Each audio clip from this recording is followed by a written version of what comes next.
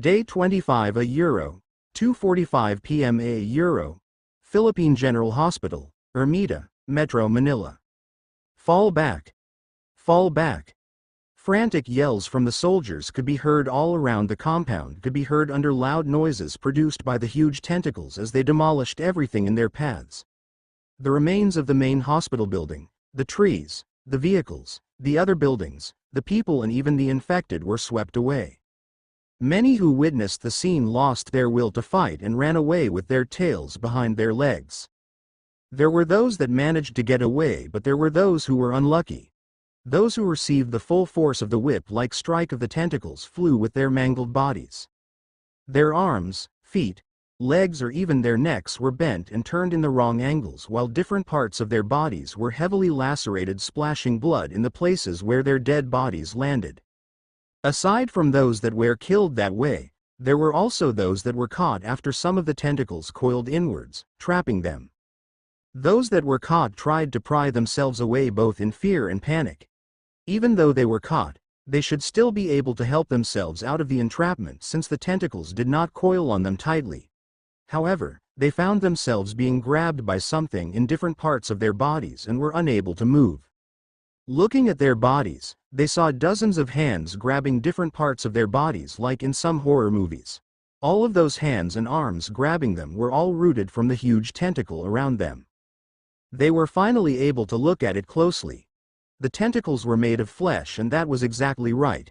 However, both the huge mound and the tentacles were made of thousands of infected bodies fused into one. The tentacle that trapped the poor mutators and evolvers was a tentacle made of torsos and arms, while the tentacles that whipped everything away was a tentacle made of waists and lower limbs. One of the tentacles even clad a black color, and looking at it closely, that black color was because the majority of the tentacles were made of decapitated heads. One tentacle went straight into the front of the hospital, coiling around the dead body of the huge infected earlier. It could be seen that the tentacle coiled on it gently and lifted the lifeless body up, bringing it closer to the female infected in front of the mound of flesh. With the huge body of the killed infected suspended beside the woman, she looked too little as her body was of normal size of a person. She reached out for the bloody and destroyed face of the huge infected. In her pale-colored eyes, there was an expression of both sadness and anger. She sharply turned her head and she stared at the building in front of the hospital compound. To be exact, the female infected was staring at May, who was doing the same. The two women clashed with stares, one infected and one human. May was expressionless, but the female infected was brimming with rage. "Cryaa!" The female infected bellowed in rage. The screeching sound was too loud compared to a person of her size should be able to emit. Strangely, all the people in the hospital compound felt sluggish and their movements slowed down a lot. Bam! Bam! Bam! Bam! The tentacles trashed even more, killing more people, while those that were caught were brought into the mound of flesh. The mound of flesh opened and the caught people were thrown inside. Only their screams of fear, helplessness and despair were the only things heard before the opening closed. Bang! Bang! Bang! Loud gunshots from the snipers echoed with their shots aiming for the woman. However, several smaller tentacles emerged from the mound and protected her even before the shots were made. Each of the arm-sized tentacles were protected with hard skin and fleshy armor, disabling the bullets from punching through. The shots stopped as the snipers were all dumbfounded. Bang! Another shot echoed, and it was from May, who aimed between the gaps of the tentacles. The shot through the woman's forehead, or it should have been. At the last moment, the woman sharply leaned her head to the right, which made the bullet only scrape her ear.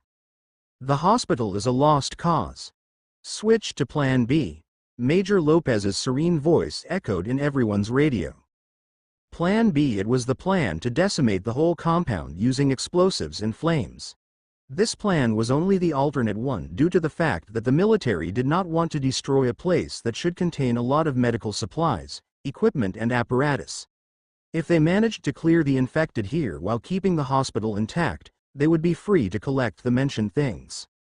Now, however, the main hospital building was decimated while the other buildings were severely damaged to the point of collapse. It would be very unlikely for them to find usable equipment and items in that huge pile of rubble. Not to mention that there was a monstrous infected that could not be dealt with in a direct combat, rendering all of them helpless. With the Plan B in effect, everyone would need to retreat away from the vicinity of the hospital. All this time, while everyone was fighting the infected, several soldiers of the assault units had planted dozens of very strong improvised explosives that could only be detonated by the designated wireless remote. This was in case that they were not able to eliminate the threat in the hospital in time, or there was no way for them to leave the hospital intact. Some of the explosives were even attached to the tentacles by skilled soldiers. Since Plan B was announced, everyone ran away to vacate the area, but it also happened in chaos. The private groups that participated were not trained soldiers and were not trained to retreat calmly in unfavorable situations. There were those that managed to remain calm, but most did not. ***. Infected woman, know that we are here, May said with a frown. Mama, that infected is a psychic. Iola tugged the hem of May's clothes and said while her purple-colored eyes shone with faint light. A psychic infected? Odalina was also surprised because of two reasons. One was because the existence of an infected that was also a psychic, but also surprised that Iola could tell. Yes, Auntie. That scream is some sort of psychic attack. The other people around them also heard the conversation of the three, but hearing the word psychic made them feel that it was inconceivable. Everyone, let's go. Plan B is initiated. We need to leave this place. Irene yelled, taking the attention of everyone. However, at that moment, the private radio not issued by the military that Odalina brought with her and distributed to Jason and Nikki's group suddenly sounded. Miss Odal. Miss Odal. It was Nikki's voice. We're trapped within that building in Sector 2-2. We're going to the rooftop now. We don't know if we can find any way to get out from there. Odalina hurriedly looked at the building in Sector 2-2. It was a 4-floor building. At this moment, the building was shaking, with the first and second floor being coiled with one of the tentacles. If this continued, the building would likely collapse. At this time, May spoke as she stared the infected woman who was also staring at her. Odal, go with Laylaps and retrieve them.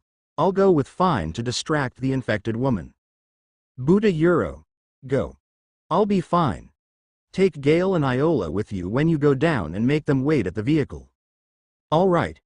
Young miss, be careful. Master will be angry at me if something happened to you. May nodded and made Fine climb up her back. It was a little heavy, but it was not something she could not carry. Fine clutched the leather parts of May's clothes, which was made for this kind of move. At that moment, May's whole group jumped down the building, which gave everyone a huge heart attack. All of them hurriedly ran to the edge of the roof to look down.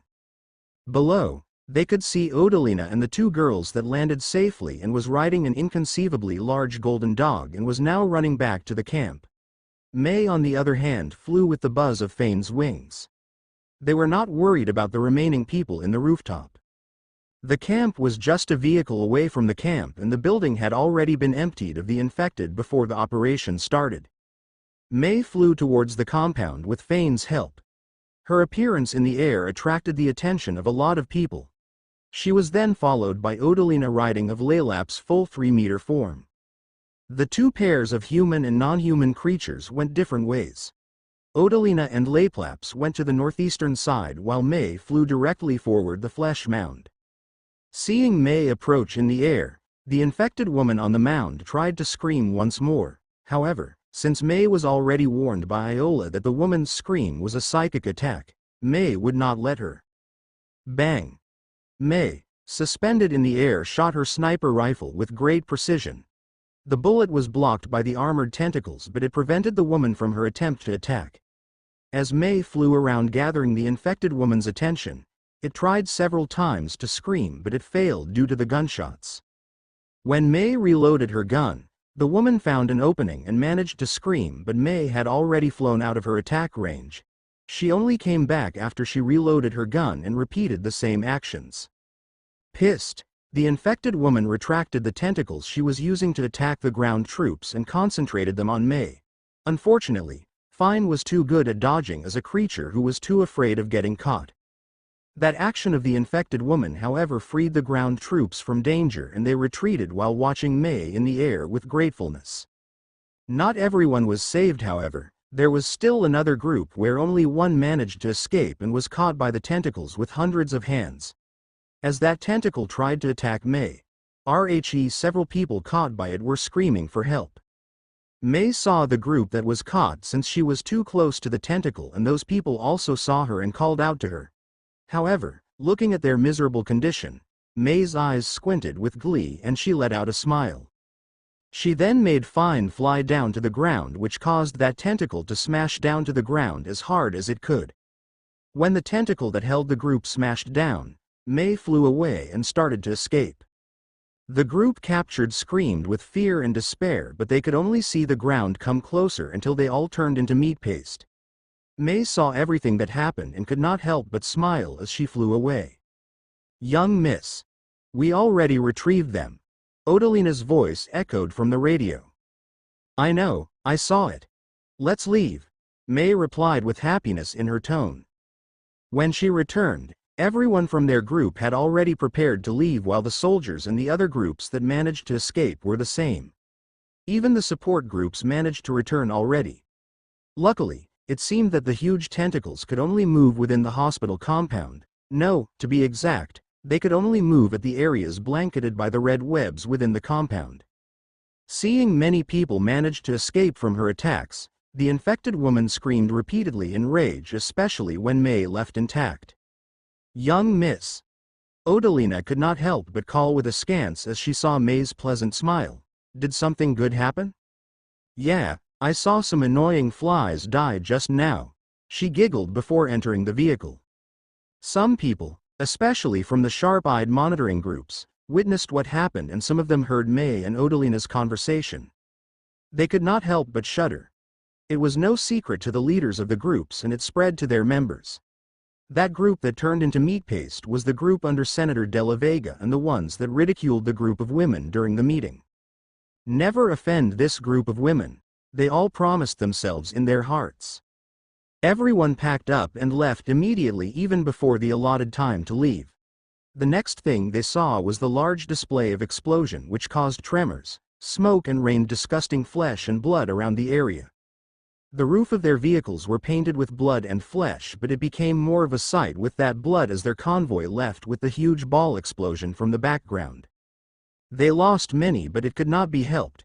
What they needed was to move forward. After all, the world was getting more and more dangerous as time flew by. Day 28 Euro, 10:31 a.m. Barangay Daraitan, Tanay, Rizal. Mark sat at the roof of an empty house while watching Jolene fight off several infected below in the middle of the earthen street. They were at the detached area near the river. This was the area Mark cleared up of infected the first time he came here at this place. The area was quite a distance away from the center of the barrio and was separated by vacant lots and mango orchards, making Mark quite confident that the dangerous infected in the barrio would not wander here aimlessly. Furthermore, Amihan, who was yawning on his shoulder, was masking the smell and noise in this area. Swing! Jolene swung her weapon, decapitating the head of the infected in front of her. Her weapon was a short Japanese sword with a reddish-black color which Mark made for her. The sword was called a wakizahi, which similarly shaped to a katana but shorter, since her build, strength and skills was not yet suitable for a larger and longer one. The decapitated head flew to the side, splattering blood to the ground, and the body fell down. She then staggered a little before retreating away as one of the biters tried to pounce at her. "I told you. Don't resist when your body moves on its own. Just complement the movements with your own after the feeling stops. If you continue that, it will bring more danger to you," Mark said after he saw Jolene stagger. "Yes, sorry," Jolene replied with a lively voice.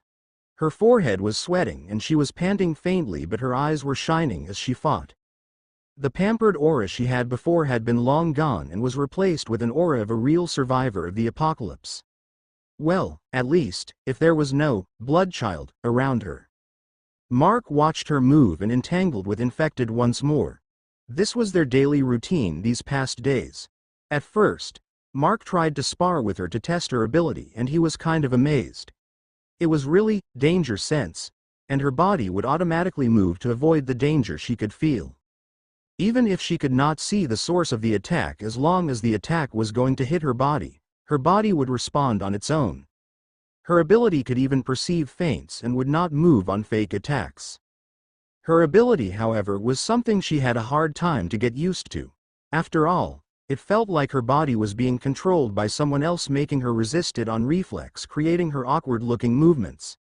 However, she had already started to get used to it, though there were still lapses where she was still resisting the danger-avoiding movements. Now, her movements were better, and Mark brought her to fight with a few infected since yesterday. At her first try, she was still afraid, but when she killed the first one easily, her confidence was boosted and even wanted to fight more after she eliminated the first batch.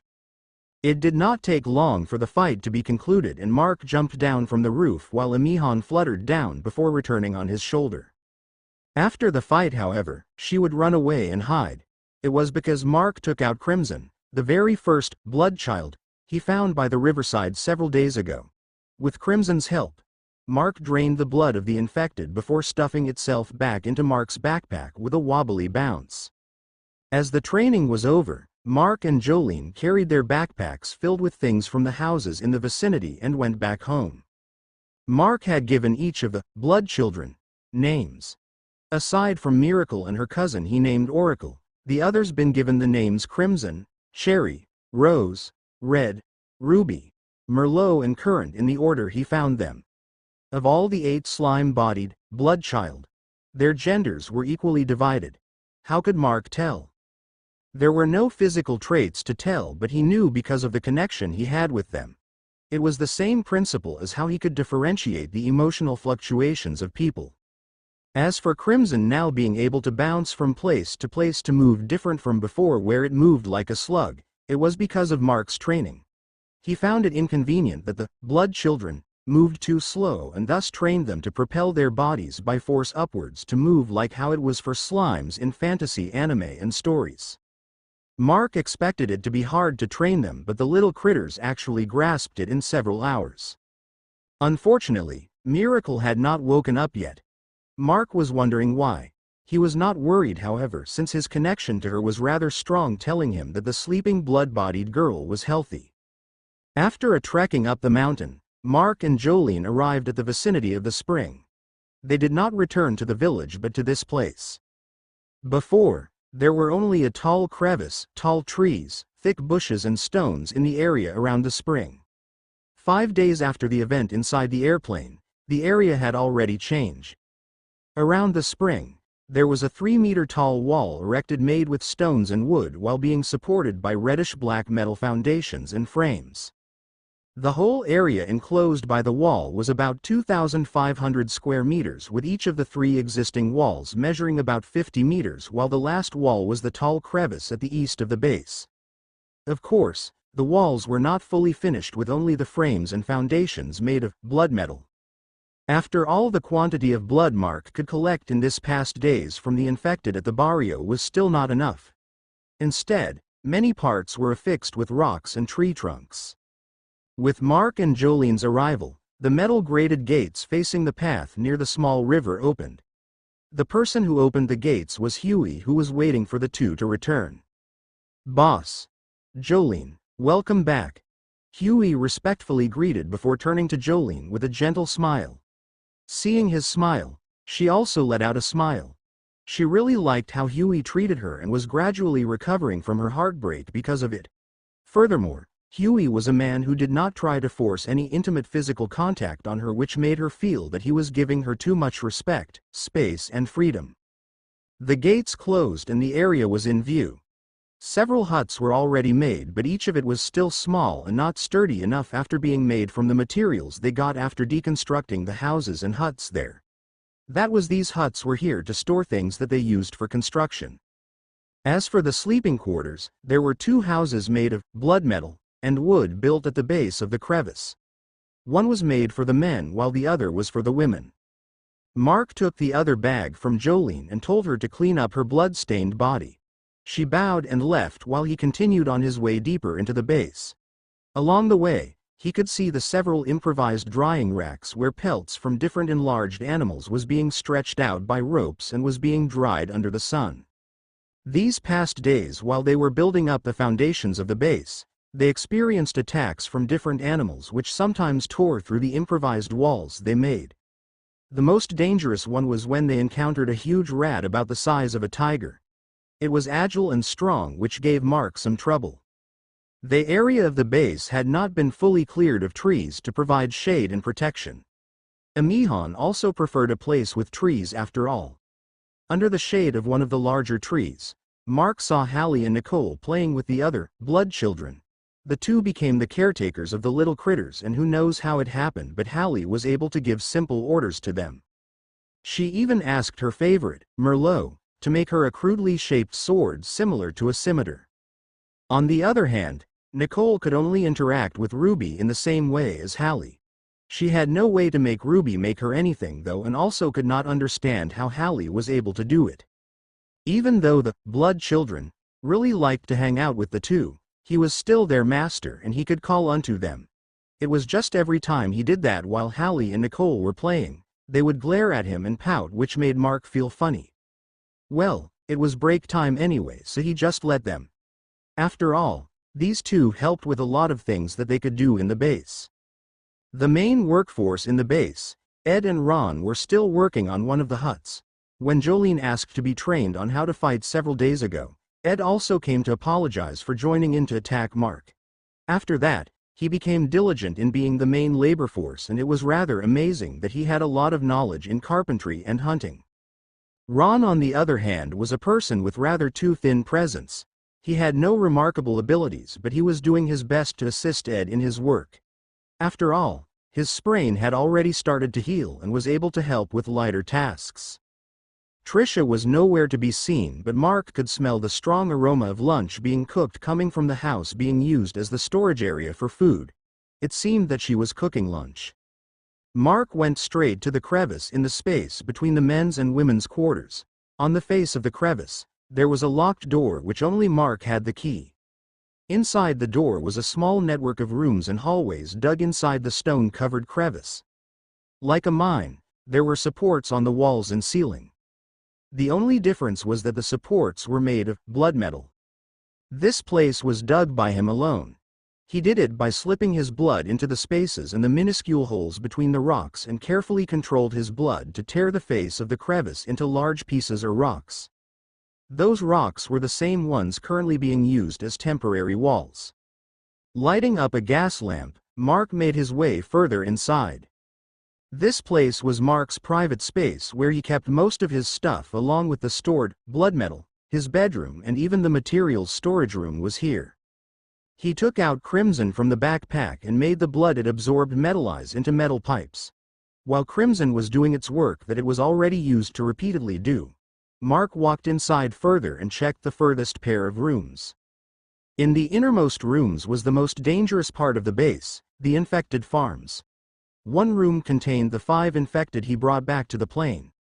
As what he wanted to do with these 5, he had not started with it yet and only fed them with scraps from the animals that tried to invade the base. As he did not have the ability to transfer the male infected seeds without doing something repulsive, he had no motivation to do it. On the other room was filled with a dozen of tied-up normal biters he retrieved from the barrio these past days.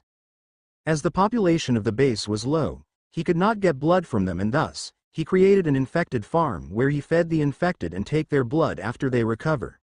This way, he got a constant source of blood to be used around the base.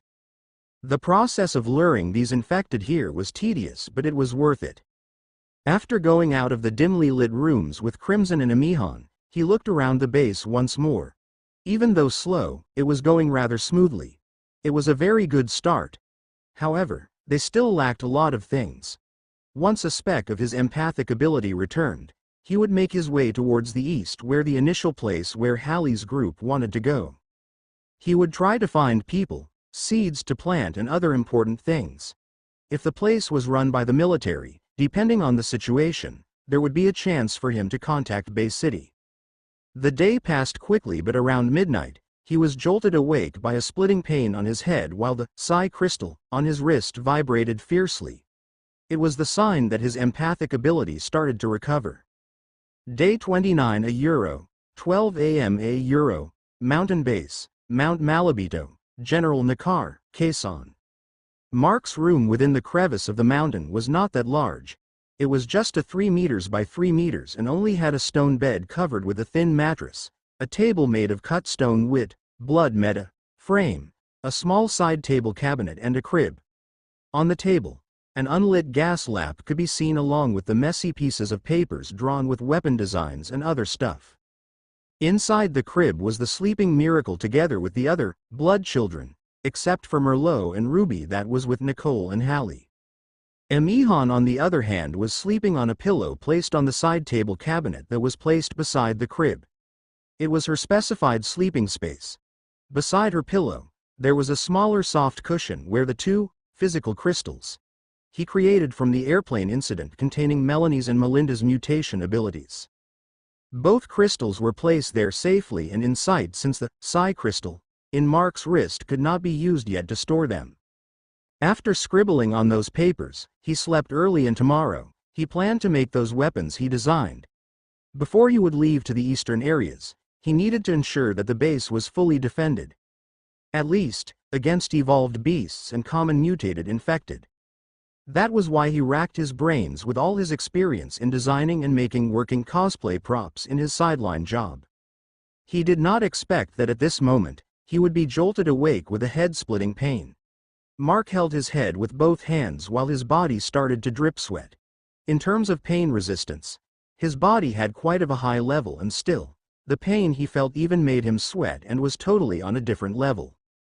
Back in Mall, he felt the backlash of the prolonged usage of adrenaline and felt pain all over his body. This time, take all those pain and concentrate it in his brain. That was how painful he felt. Yet, he just gritted his teeth and did not scream. He must endure while his eyes had a tint of expectation. Back in his subconscious world when he was talking with Freed, the latter already warned him about this happening. It was due to the fact that Mark was inheriting a rather powerful ability while already having another and also a strong one at that. In another term, it could be said as stuffing 2 large steamed buns in the mouth of an infant yet to celebrate his first birthday. Differently, both psychic abilities were not hindered in physical aspects and thus, after the abilities consolidate with his mind, it would be fine. However, as there was a third uncontrolled ability, even though it would not affect the consolidation, it would heighten the level of pain during the initial phase. As for why it happened a long time after he woke up in this mountain range, it was because of the thin psychic energy in the air in most parts of the Earth. In Eastern fantasy ideologies, Earth was not a good place to cultivate in. Even though there were spots and places in the world where this energy was abundant, Mark was currently away from them. In fact, for the consolidation to happen this time was already too short and Freed said that in normal circumstances, it would take several months and in the slowest, several years. Fortunately, the mutagen and the psi pathogen had too much of similarities and could be said that came from the same origin. Due to that, mutagen helped hasten the consolidation to just more than a week. However, his psychic abilities would still be in a weakened state after this and needed some time to recover. During the recovery, it would also give him time to train his new abilities. The pain in his head and the consolidation of the 2 abilities, however, did not only affect him. The blood children in the crib and even Miracle who was sleeping were all shivering. For sure, even Merlot and Ruby that was not here were the same. They all had mental connections with Mark and could sense the pain he was feeling and was sharing a tint of it from him. Even though it was just a small part, it should be enough to make these infants cry in pain if they were able to. Gah! Mark suddenly spat an audible gasp as the pain suddenly intensified. It made him stood up from his bed and tried to find his way out to get painkillers. However, he was already disoriented. Aside from the place being dark, even if there was light, he would only see blurry images. He could not even think clearly and made his way to the first source of light he saw and tried to grab them. Unfortunately, he lost balance and instead of grabbing the source of light, he accidentally pushed it off and fell somewhere before the source of light vanished. Emihan was also jolted awake from the commotion. Since it was dark, she could not see anything, but she could feel that disturbance in the air. She hurriedly flew towards the direction of the table and tried to light up the gas lamp, even though it was rather hard for her to do so because of her small body. However, before she could even do so, she saw small flashes of light coming from the floor, making her turn her head. She became shocked. The flashes of light looked like small threads of lightning, and those threads of lightning was flashing around Mark's body sprawled on the floor and was still clutching his head in pain. "My lord, are you okay? My lord?" Emihan shouted and tried to approach, but the threads of lightning prevented her from doing so. She could even feel the painful and tingling sensation on her skin, even though she was not that close from Mark. I'm a fine. Mark forced a few words while enduring the pain. I'd a won't a last a long a. Mark said that he was fine, but Emihan did not believe it. The pain was obvious in his face that could now be seen due to the constant flashing light. However, she could not do anything but watch. She wanted to call for the others, but Mark stopped her with a single no. On the other hand, the females in the women's quarters were awakened due to Hallie and Nicole, who worried for the state of the blood children with them. They really liked the little critters and took special care of them, considering the fact that these creatures were in fact poor infants with non-human bodies. For Merlot and Ruby to show this strange state, Hallie and Nicole could not help but panic. "Boss should know what to do with it, right?" Jolene suggested. Even though she was afraid and could not stand slimy things, she was still worried since these little critters were important to everyone. "If these two are like these, the others could be the same, right?" Trisha also spoke. "All right, let's go," Hallie said while Nicole nodded. The two picked up the shivering blood children in their arms and ran outside with Jolene and Trisha following behind. Bam! Roar! Crackle! The group of women had just stepped out of their quarters when they heard loud sounds coming from the sky. Together with it were the sounds of panicked animals in the forest as they all scattered away. Looking up, the four women saw the spiraling clouds in the darkened sky. Constant flashes of lightning appear moving from cloud to cloud while the roaring thunder followed shortly. They felt terrified as the center of the spiral was actually suspended above their base.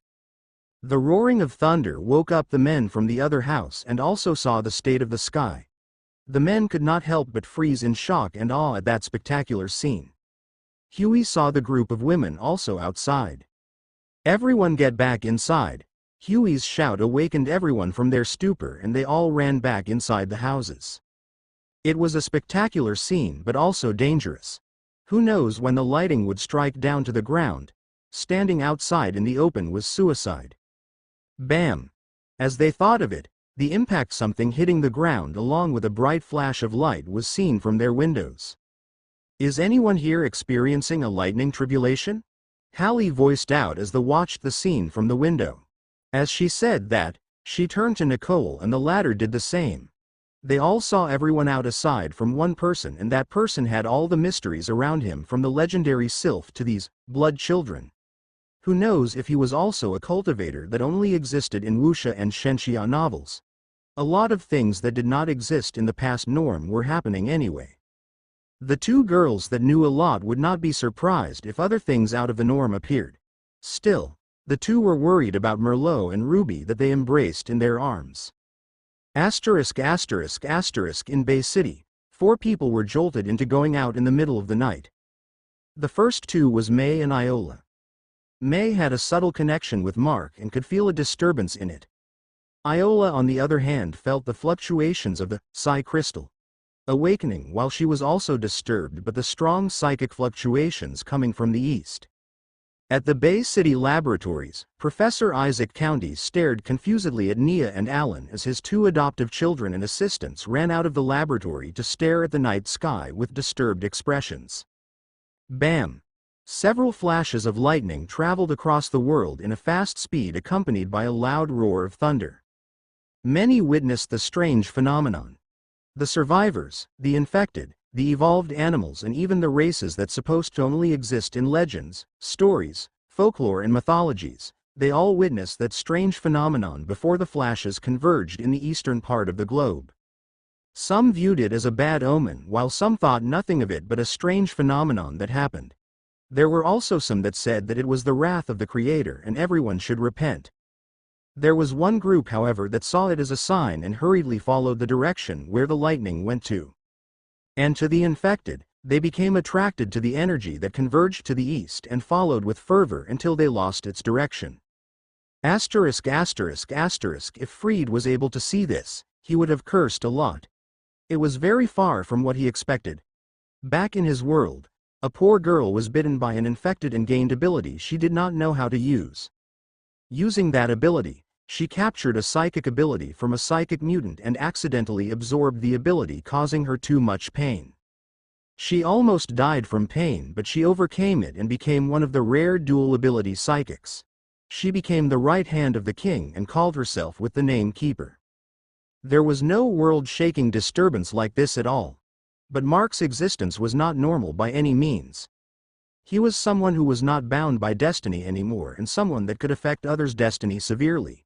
He was both an evolver and a mutator and also a psychic with two abilities. Not to mention that he was already a mutated entity even before the outbreak started. With both mutagen and psi-pathogen being compatible with his body, his future endeavors would not just be few. Mark gaining the Psychic King's ability might have angered or gained the heavens' approval. No, this time, it was an approval. The lightning that flew around the world formed a ball of electricity in the center of the spiraling clouds. The psi crystal on Mark's wrist glowed with bright light that enveloped the whole dark room. At the same time, the ball of lightning flew down, striking the top of the crevice before vanishing in between the minute spaces in the rocks and made their way inside Mark's room. Emihan could not help but fly backwards in fear while covering her eyes.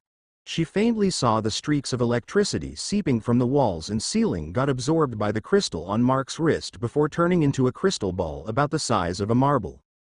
At that time, the pressure vanished along with the streaks of light. Following that, the psi crystal dimmed along with darkness and silence pervaded the room once more. The spiraling clouds of the sky stopped and became a normal blanket of clouds in the night sky. Outside the base, however, two large creatures came. Attracted by the energy, these two creatures ran ferociously through the encompassing mountains. These two were the two mutated infected that led the horde in the barrio of Barangay Daraitan, and they were here as predators. Day 29 Euro 1:04 AM Euro, Mountain Base, Mount Malabito, General Nakar, Quezon. Mark gasped and breathed deeply as the extreme pain in his head vanished like it never existed in the first place. His clothes had been drenched with sweat, which made him look like he dumped himself in a pool of water. Even though he suffered and endured the pain for who knows long, it actually took about an hour for the whole earth-shaking event to happen. Still, he felt that it was longer. After all, he was the one who suffered. "My lord, are you all right?" Emihan hurriedly flew towards him and hugged his head with worry. She did not know what happened, but everything looked too frightening for her. The little sylph started to cry. A lot of uncanny things entered her head when she saw him in pain, and the following events shook her to the core, but she was glad that none of those uncanny thoughts happened.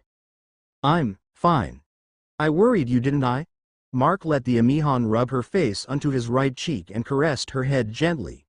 He knew that Emihan was genuinely worried. Like Fried said to him, a part of his original ability would recover after this. Unfortunately, or maybe, fortunately, he could still not detect emotions of people around. He expected that he would be able to detect emotions of Nicole and the others outside, because even though he was in pain, as he undergone that painful process, he was able to detect the strong pressure and energy that was attracted to his recovery. The lightning strikes and thunder was also heard by him and was sure that a very large commotion happened outside. However, when Emihan hugged him, he was able to affirm that his empathic ability started to recover. It was just very weak and needed physical contact to be used. The ability he got from Fried, however, Europuff. A black mist appeared in his palm which made Mark frown. From Fried's memories, his ability was called Lightspeed. Accompanied by a flash of light, he could travel several meters away in a blink. It was different from teleportation as he could only go towards the places he could see. The coloration of his golden hair was also due to this ability. In memories Mark inherited, it was something like ground shrinker, where the user shortens the distance he needed to move to and move at the target location instantly. The difference, however, was that unlike ground shrinker, light speed only allow him to move with the speed of light at certain distances. That should have been what Mark inherited Buddha Euro instead of his palm glowing with faint light similar to Freed's hair. It actually released pitch black puff of mist when he tested it the ability. He racked his brains for a bit and looked for the possible cause from Freed's memories and found it almost immediately. Inherited psychic abilities from the Psi crystal, or to be exact, from the mental crystal, tend to have changes. It was due to the fact that not every person was the same and had different constitution, physical skills, mentality and other aspects. Since the abilities of psychics in Freed's planet came from the Psi pathogen, and were developed depending on their body constitution, it would likely have changes after being transferred to another person. The changes in the ability varied. Sometimes, the ability weakened while at other times, it became stronger. For rare occurrences, the psychic ability would change properties which were more apparent for energy manipulation abilities, while at even rarer instances, the ability evolves. Keeper was also the example of this. When she became a psychic, she was only able to conjure crystals from the energy around her and had no offensive ability, and yet, she was able to capture a mutated psychic infected and take away its ability. It was because the infected at that time only had a normal energy barrier and did not have a too strong offensive ability either. When she absorbed the ability, it changed into her current barrier that had corrosive properties. In Mark's instance, it was likely that the psychic ability evolved while its property changed. It was also the cause of the sudden disturbance that even attracted the energies around him to form that unnatural lightning phenomenon. As for the ability Mark had now, he perfectly knew it. It was how the mental crystals work after all. It allowed people to grasp their abilities, though it still required practice for normal people. For him, however, that had Freed's memories and was already a psychic or esper from the start, he would be able to use the ability to some extent. Let's call it shadow mist movement, Mark murmured. Crash. A loud sound of crashing wood sounded from the outside. It was likely that a part of the wall made of wood was being attacked or might have been broken through already. He suddenly felt a sense of danger and recognized it. It was surely those two infected from the barrio that came from the airplane. The commotion he caused surely had lured the two mutated infected here. My lord. Emihan fearfully muttered as she turned her head to the direction where the sound should have come from. Stay here. I'll deal with the trouble outside, Mark said, but Emihan jumped and sat on his shoulder instead. I will go with you, Ha. All right. When we go out, protect the others while I deal with the intruders. Yes. Mark picked up the glowing crystal on the floor and went out with Emihan. ******, the wooden parts of the base had been broken through and an 8-foot-tall creature with several pairs of limbs entered the walls. It was surely the same infected with fused bodies in the barrio. It looked around after it entered the broken walls as it could not detect the source of energy anymore. It looked at the blanket of oddly shaped clouds in the sky to the huts that were temporarily built inside the base. It could not find anyone. Hallie and the others had already gone into hiding by routine. If it was just animals that came to attack, they would deal with it depending on what kind of animal it was, but with infected that was able to tear through the walls, they should go into hiding. Inside each of the two houses, there was a chamber where people could fit through. In the house was broken into, they should be able to hide in there. In the future, Mark also planned to build a tunnel which would lead somewhere else instead of just these chambers. The group of people in the houses already knew that there was an attacker before the wall was broken into. After all, there were a lot of traps outside the base that would alarm them who were inside, but it was just that the lightning strikes outside earlier prevented them from being able to act and defend the base. The metal door at the face of the crevice opened and Mark came out with Emihan on his shoulder. Emihan immediately flew upwards to monitor the area and alert Mark if there were other attackers in the vicinity. She was also ready to control the wind to blow away any enemy. Mark saw that fused mutated infected and the latter also saw him. Without wasting time, the infected charged towards him with its 4 lower limbs in a ferocious manner. He responded in kind and also charged towards it. Right now, he was not wearing any armor and his foldable crossbow was also not equipped on his arm and the purple crystal on his wrist could be seen clearly. He was only holding his blood metal katana, which he had drawn from its sheath. The infected swung 2 of its right arms towards Mark. The attack was very fast and even Jolene that had the ability to detect pain in advance would not be able to dodge it with her current physical abilities. Mark, however, could see that attack clearly and prepared to intercept the attack with his own slash of his katana. Unexpectedly, the infected seemed to have perceived his attack and stopped before it jumped backwards. The flash of Mark's black katana could be seen in the darkness of the night, but there was no splash of blood and dismembered limbs afterwards. Behind, Amahan's shouting voice was heard making Mark turn his head. There, he saw the infected that was already hacking both its scythe-shaped bones towards him. Who knows how this infected managed to get near him and attack, but it also affirmed his first impression of this infected. It was surely a predator. The 2 blades were hacking down towards him in a very fast momentum. Normally, those blades would have already decapitated its prey, but with Mark's brown eyes turning pitch black, black mist covered his body instantly. The blades tore through the mist and the mist dispersed with a puff with a faint trail of it moved fast behind the infected. There, Mark appeared with another puff of the black mist and was already swinging his katana towards the neck of the predator infected. Feeling the threat, the infected did not look back but actually moved its right scythe around its neck, which stopped the black katana from decapitating it. His attack was blocked, which made Mark surprised. Black mist covered his body once more and puff, he appeared several meters away watching the 2 infected in front of him. These 2 were surely different from other infected. Not only that they had an ability to perceive danger in his attacks, but they also had a sense of preservation. To pull back their attacks and protect their bodies, it was the first time Mark saw something like this. Mark smiled. Somehow, he felt a faint thrill in his heart. He charged towards the 2 infected without any shred of fear or hesitation. With a puff, he vanished in the middle of his charge, leaving a trail of mist in his movements before appearing behind the 2 infected. He slashed the fused infected from behind, but it leapt off to dodge his attack, which made him surprised. He repeated the attack once more, but it was dodged again, but this time, he was able to know the reason how it knew. It was because of the 3 heads on the fused infected's body. Each of them was alive and functioning with equal rights to control the body. As he appeared behind, the bald woman's head behind the fused infected could see him, which allowed it to dodge the attack. Switching to the predator infected, Mark vanished only to appear behind it and attacking its shoulder. He then repeated the attack at a different part and angle. The attacks were blocked, of course, but Mark vanished after every attack. Faster. Faster.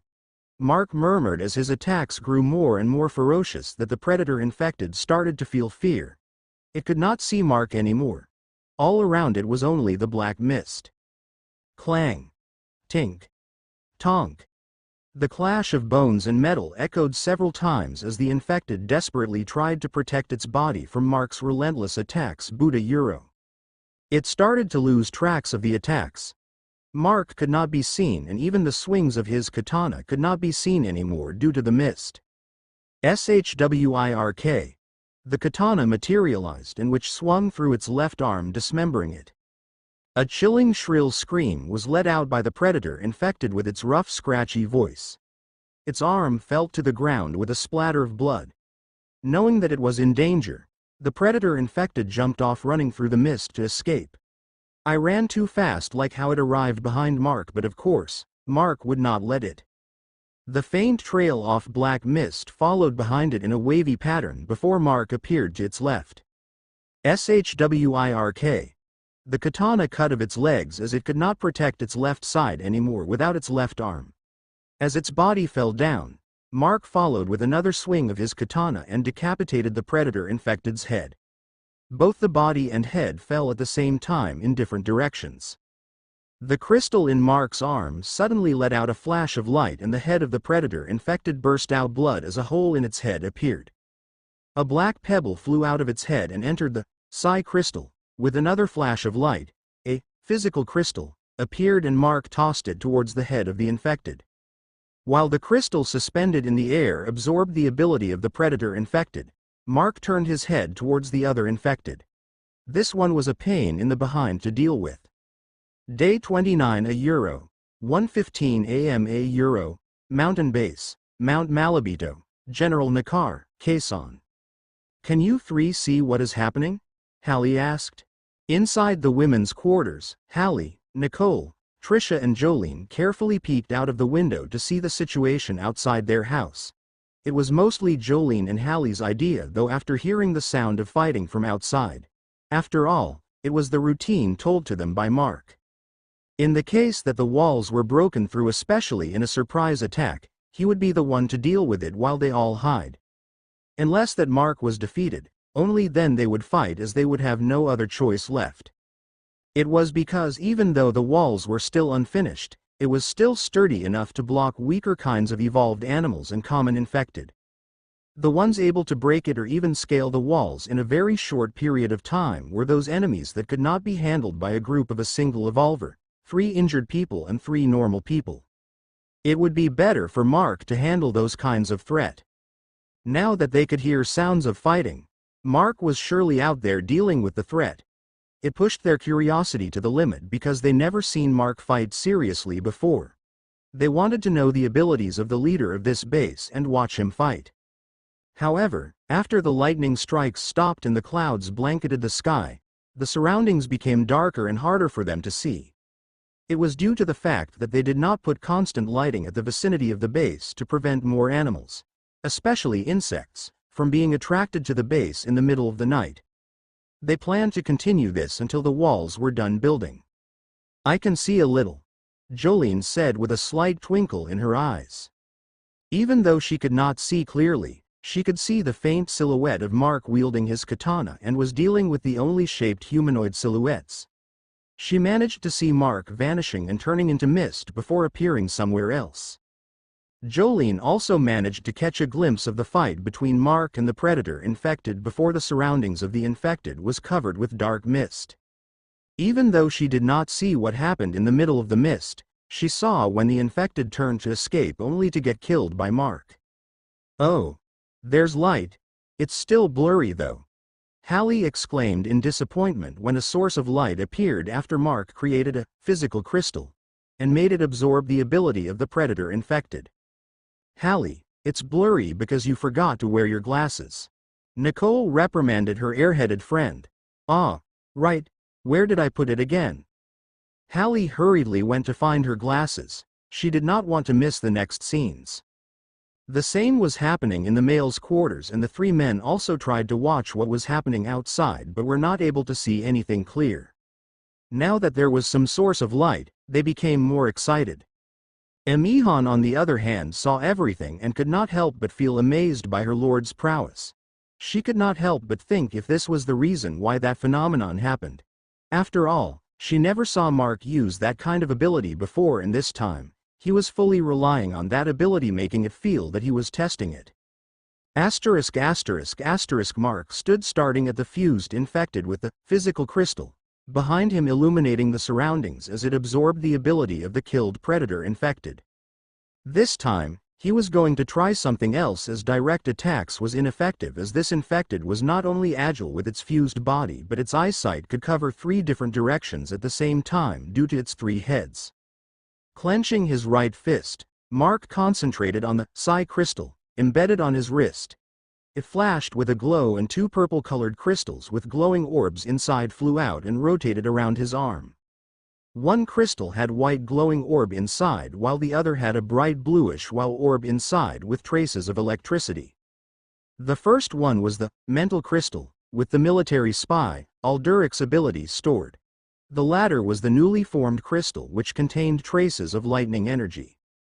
The arm, now with a faintly glowing crystal and 2 marble crystals rotating around it, was outstretched forward. With a flick of his mind, the mental crystal, containing the photokinesis ability, flew and stopped as it suspended in front of Mark's arm before emitting a flash of blinding light. The next thing that happened at euro there was nothing. Mark vanished from his position without any traces left. The fused infected felt the threat and hurriedly exerted all its 3 heads in searching where the enemy was but found nothing. It could hear faint footsteps in the dirt, stone and the grasses rustling around but could not pinpoint where the source of sound was. It could hear in with its 3 heads and each head was facing a different direction. Its 3 pair of ears now became a disability as it could not find where the sounds were truly coming from. As the 3 heads hear the sound coming from different directions, its body froze. Each of the head tried to control the body to respond to where the sounds was coming from but instead clashed with the commands of the other heads, causing the body to unable to respond correctly. Instead, it caused it to twist its body parts in different directions. Crackle. THOOM. A loud crackling sound followed by a loud roar sounded as a rough jagged streak of bluish-white light flashed heading towards the body of the infected. The light came from several meters away from the infected's right side. The infected managed to react and turn to face the attack, but it was still late. That streak of high-voltage electricity hit the infected at the center of its body. It let out an ear-piercing shriek as its body convulsed in pain. However, it did not die. The part of its body hit by the strike was severely burned, but it was not fatal. Still, the attack deprived the infected of its movement. The infected fell on the ground convulsing while repeatedly letting out that painful shrieks using its 3 heads. After the infected fell down, Mark appeared where the attack came from as if the veil that hid his body was uncovered. Optical camouflage. It was the one of the abilities a photokinetic psychic could learn. It was the same ability Alderic used in order to deal with Mark and Odalina in the elementary school but failed miserably. He managed to use it by tapping in the abilities stored in the mental crystal that stored the psychic ability. The attack on the other hand could be said as a lightning bolt, Mark referenced in one of his favorite online games. Even though he was not sure about it, the energy that was stored inside a mental crystal should be a psychic ability. It made him think that he was given a freebie by evolving his ability, and now he had a mental crystal with electrokinesis abilities stored. However, the lightning attack was surely hard to control. Mark planned to hit the 2 heads of the infected but hit its torso instead. It was not surprising though. Lightning strikes were always random, and it was not his ability to begin with, making the difficulty to control it several times harder. It was no wonder a certain electrokinetic was using a coin to direct her long-ranged attacks. This was one of the few abilities of the Psi Crystal. As long as he had mental crystals that had psychic abilities stored, he could tap on the abilities of the crystals to use it. However, there were a lot of deficits in this. First, he could only use a psychic ability for a limited amount of time. The time varied depending on how the ability was used. Each mental crystal could store psychic energy, and all of them were at the same levels. How the ability stored was used could drain this energy faster or slower. Second, the mental crystals, once ran out of psychic energy, would need time to recharge, and the charging time would also vary depending on the kind of energy it used. The charging time could be hastened if the needed energy was supplied. If left alone, a mental crystal would be fully charged for 1.5 days up to 2 days. If it was in Arielles, Freed's planet, however, the charging time would only take for about 6 hours due to the fact that their planet was filled with psychic energy after their planet had been devastated by the apocalypse. Third, the psychic abilities were rather hard to control depending on the technique being used and the characteristic of the ability. Like how the lightning bolt missed his intended target. Lastly, if the ability was not used correctly, it could damage the user, which this time was him. Actually, even though he was not too affected, his arm felt a little numb after releasing that lightning bolt. However, Mark was still optimistic of the result. After all, using an ability that was not his in the first place was already good. In the best case, he could just give these abilities to his most trusted people now that he could tap into the Psi Crystal. Unfortunately, he could not use the physical crystals in the same manner. Unlike the psychic abilities in the mental crystals, that concerned more on energies and things without physical disturbance, the abilities in the physical crystals affect the body physically.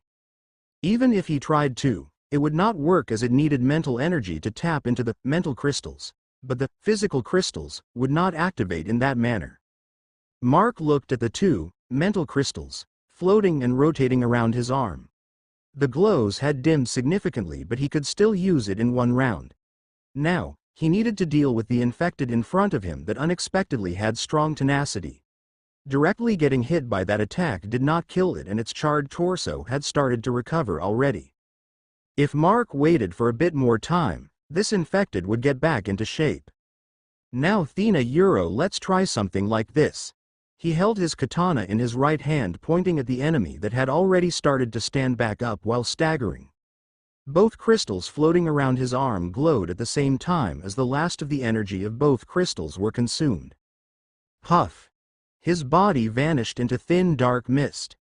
The wavy mist instantly arrived in front of the infected, but Mark only materialized for a near split second before vanishing twice in front and above the infected before fully appearing at the back of the infected. All that happened almost instantly, and 3 puffs of dark mist exploded around the infected.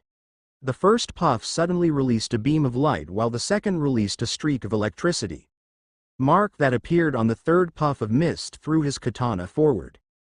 Bam! 3 different attacks hit the infected. Each of the attack was aimed at its 3 heads. The beam of light pierced through its main head.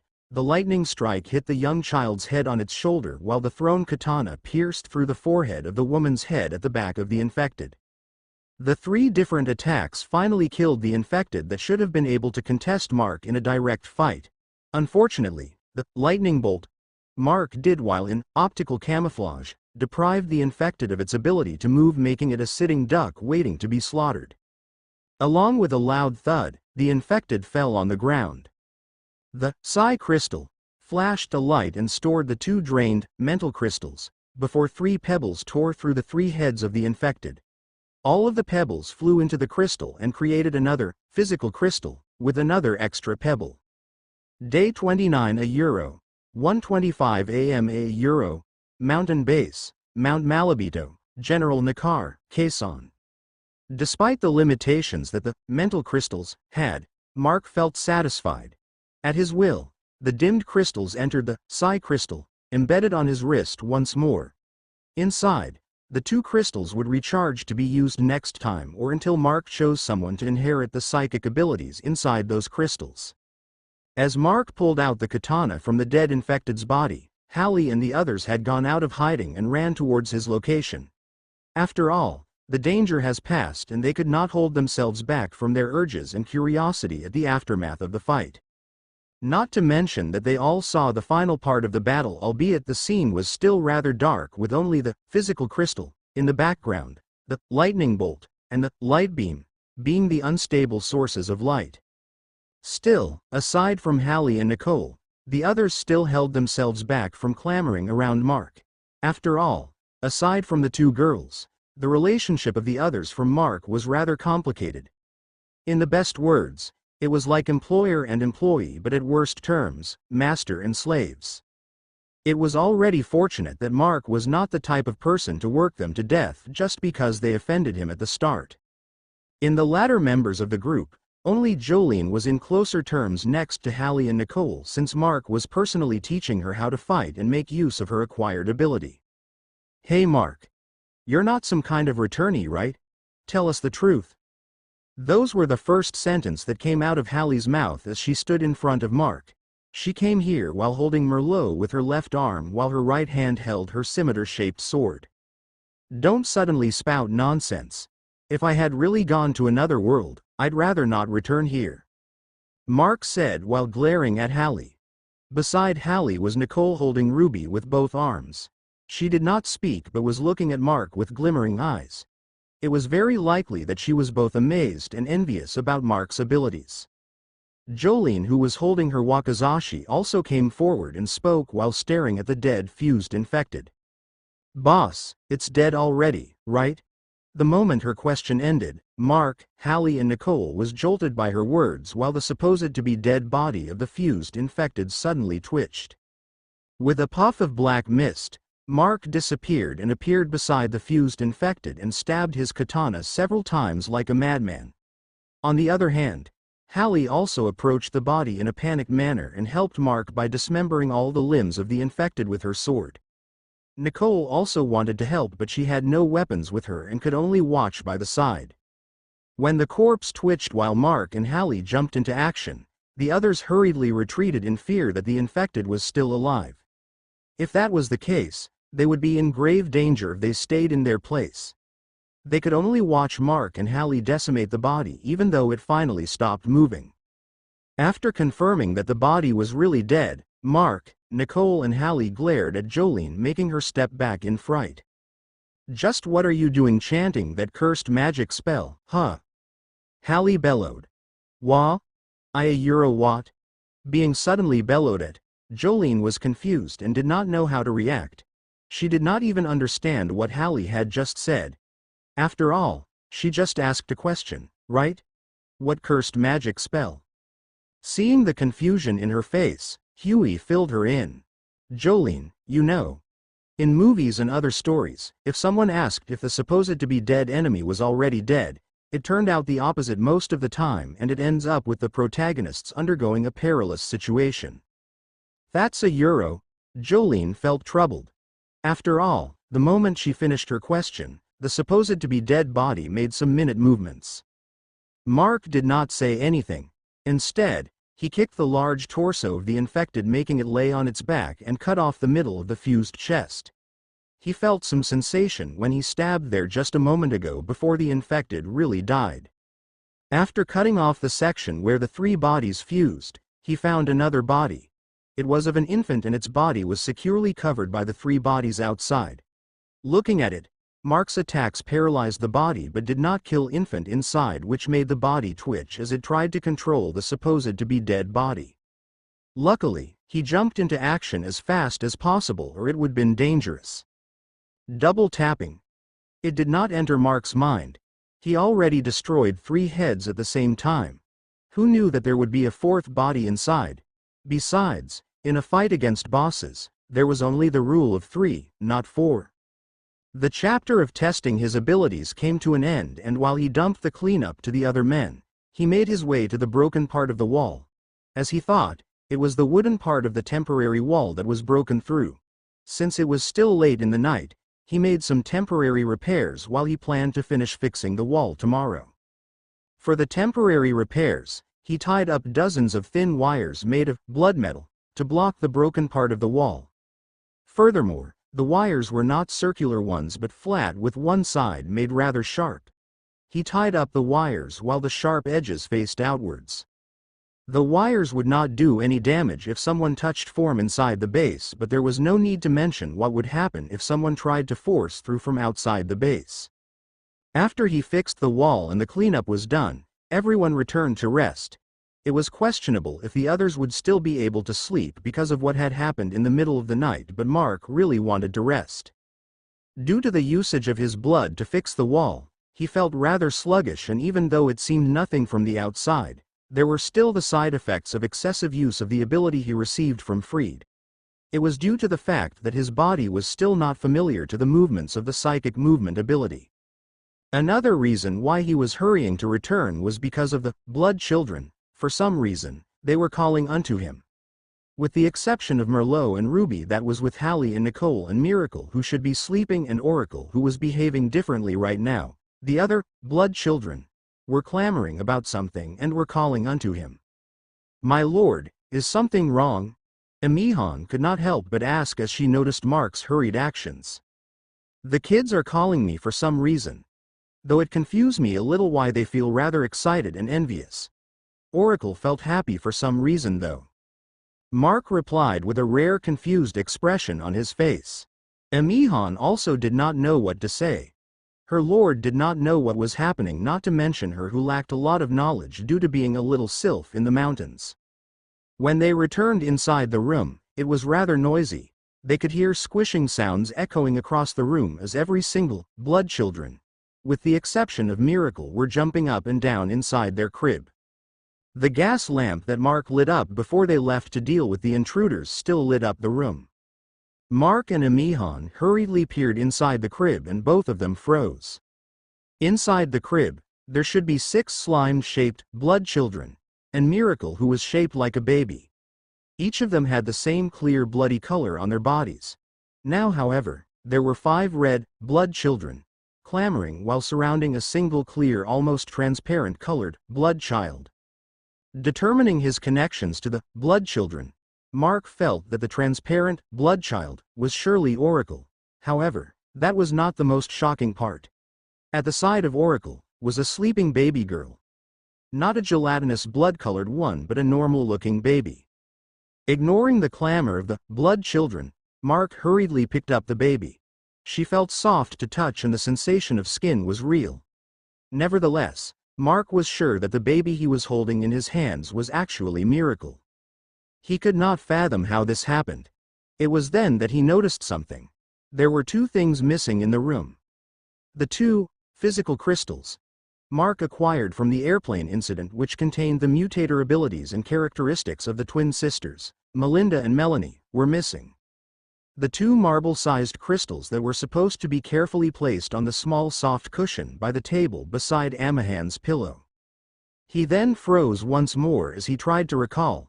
When he was disoriented from pain, he tried to reach out towards a blurry source of light, but that source he tried to grab fell somewhere instead. Was that source of light perchance a euro? Mark felt a headache and looked once more at the 2 blood children that had their appearances change. As a blood child, they had bodies made of gelatinous blood. Even Miracle, that had bones and the shape of an infant, was no exception. Yet now, Miracle had a body made of flesh. He remembered that Melinda's ability had something to do with flesh either. Was this perhaps a certain miracle had happened? For the odd chance that the physical crystal that came from the mother fell onto the sleeping child and gave the little baby the body that her mother was not able to give her. Another was Oracle. With her body that was now clear, semi-transparent body, it reminded Mark of Melanie's body, whose skin, flesh, organs and bones were all see-through and semi-transparent like a ghost. Now, those characteristics of the mother were acquired by her child by accident. And that accident was caused by himself. Mark shook his head. Although it might have been an accident, Mark was sure that it could also be a twist of fate for the 2. There were a lot of coincidences that happened this time, and the abilities and characteristics from the mothers were acquired by their children. Mark started to wonder if what characteristics on the bodies of the 2 change. He picked up Oracle from the crib and gently put Miracle on the bed. When Mark took Oracle from the crib, it caused more clamor from the other blood children, for some reason, and Mark could feel envy from them while Oracle was emitting an aura of smugness. These little critters were having a drama of their own. Mark could not help but smile. Using his connection with Oracle, he urged her to turn a small portion of its body to metal. There, she extended a transparent tentacle which fell down on the bed after it metallized. Picking up the metal, Mark was amazed. Clank. Clank. Mark flicked on the metal with his finger, creating the clinking sounds, and even tried to bend it, which made him sure that it was metal. However, it was as semi-transparent as glass. Amihan flew towards it and looked at the opposite side, and Mark could see through it. It was like glass, but as sturdy as blood metal. No, that was wrong. It was a transparent blood metal. The appearance of this metal made Mark's heart throb, and he fervently looked at Oracle. This was a really rare expression for him. He knew that a lot of possibilities opened up because of this kind of metal from Oracle. He almost laughed like a madman, but he held himself back. The excitement he felt was rather uncanny that he even forgot that he was feeling sluggish and nauseous. His mind flicked into work mode and took out some paper and pencil. Under the dim light of the gas lamp, he started designing things. It was despite the fact that Amihan was already pulling his hair and yelling at him to sleep. Tomorrow, a lot of things would be in store for him to work on. Day 29 €, 8:23 a.m. €, Mountain Base, Mount Malabito, General Nakar, Quezon. The people in the base became busy early in the morning. They had been moving about since 2 hours ago, even before the sun was barely up. Even though to say that Mark handled the situation magnificently last night, it still alarmed the other that they should work faster in at least finishing the walls. Right now, they even started on digging moats outside the walls. Even though it would not be very effective against the likes of the mutated infected that invaded last night, it would still be able to slow and hinder them to some extent. The duties of designing the structures of the base, from determining the right foundations of the walls to the structural designs of the houses, fell on Huey's hands. Even though Huey was working at a high position in the animation company, it was not without basis. He was an architecture graduate. It was also due to this fact that most architectural work in the background designing in the animation company was led by him. In this base, most these things were also managed by him, while some parts were handled by Mark and Hallie, who had more knowledge in terms of base building that they learned from various sources. In turn, most of the labor was done by Ed and Ron. Still, it could not be denied that they really lacked manpower. However, where were they going to get people? It was really impossible for most people to leave their bases, and they were in the middle of the mountain range. Compared to the city and other places, the mountain base was secure, but it lacked two of the most important things in building structures. There was no source of manpower and construction equipment. The only thing they had was enough construction materials, but it was hard to utilize everything with the two lacking. While the others were busied themselves about the things in the base, Mark was inside the hut being used as their workshop. The tanning equipment for the animal skins being dried outside was also in this place. Mark could not keep working inside his hole when there was a lot of light outside needed for making things. His room inside the crevice was rather dark, and he would surely need a light source inside aside from the gas lamp he was currently using there. He needed something brighter and easier to use. Hey, how did Oracle turn to that? Change Merlot too. Hallie pestered Mark, seeing him coordinate with the now transparent colored Oracle wobbling on the table. She felt rather envious, though Merlot did not belong to her at all. When the morning came, Mark gave the females a shock when he knocked on their door carrying a sleeping baby in his arms. They were even more perturbed when Mark told them that it was actually Miracle. The girls could not believe their eyes. After all this time, they only saw Miracle as a blood creature that was shaped like a baby. This time, however, the sleeping angel gained her body back, which could really be said, a miracle. It seemed that Trisha's maternal instincts kicked in and she actively volunteered to take care of the child. Miracle was not just a blood child anymore, in theory, with her body being composed of flesh and not gelatinous blood. Even Mark, who examined the baby earlier, was surprised that it was not just fake skin and flesh like how her mother's flesh tentacles worked, but her other organs like her heart and eyes were reconstructed. It seemed that Melinda's abilities as a mutator did not only revolve at those disgusting flesh tentacles, but far more than that. It was just she became insane with what happened to her child. She lacked the right knowledge, or that the sudden mutation affected her brain, that she did not realize the worth of her ability. It might need more investigation, and it could only be done after the little angel woke up. Right now, they were worried that she needed milk now, but it was not the case, fortunately. Even though the blood children's bodies were composed of blood, they still feel hungry, though at a slower rate compared to normal human infants. They only needed to satiate their hunger once a day, or even once every 2 days if they did not do anything strenuous, and what they would consume, of course, was blood. Using his connection with them, Mark could tell when they were hungry, and it was the same for the sleeping Miracle. In her case, Mark would infuse his blood to her in any part of her body. Now, however, she could only consume his blood through her mouth, and her body would consume it without fail. Still, it was good for a reason. It was due to the fact that an unconscious baby would be hard to feed. Mark concentrated on his work. This time he was creating a sword with the help of Crimson and Oracle.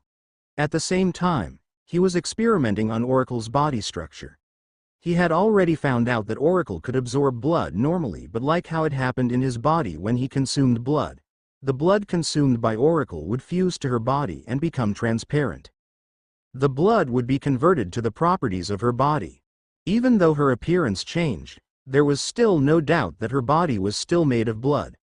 The only difference was the appearance. That mentioned, Mark could not remember any capability in Melanie's mutation back then. No wonder she became weaker. Done. Mark said as he finished the sword with the two blood children while ignoring Hallie's annoying pleas. It was a short sword with reddish-black handle and a transparent blade with an ornamental style. Emihan flew and landed on the table with glimmering eyes while looking at the beautifully crafted sword. Good work, you two. The two blood children on the table wobbled as he patted their jelly-like bodies. He then turned to look at Hallie. Stop being noisy. Seriously, a HMPH. You know that Merlot is not yours, right? Of course. His turn will come later, but you should know that the change will be irreversible and we need to think which will be a good mutation for it, alright? You. Okay. Hallie finally went quiet, though there was a tint of expectation in her eyes.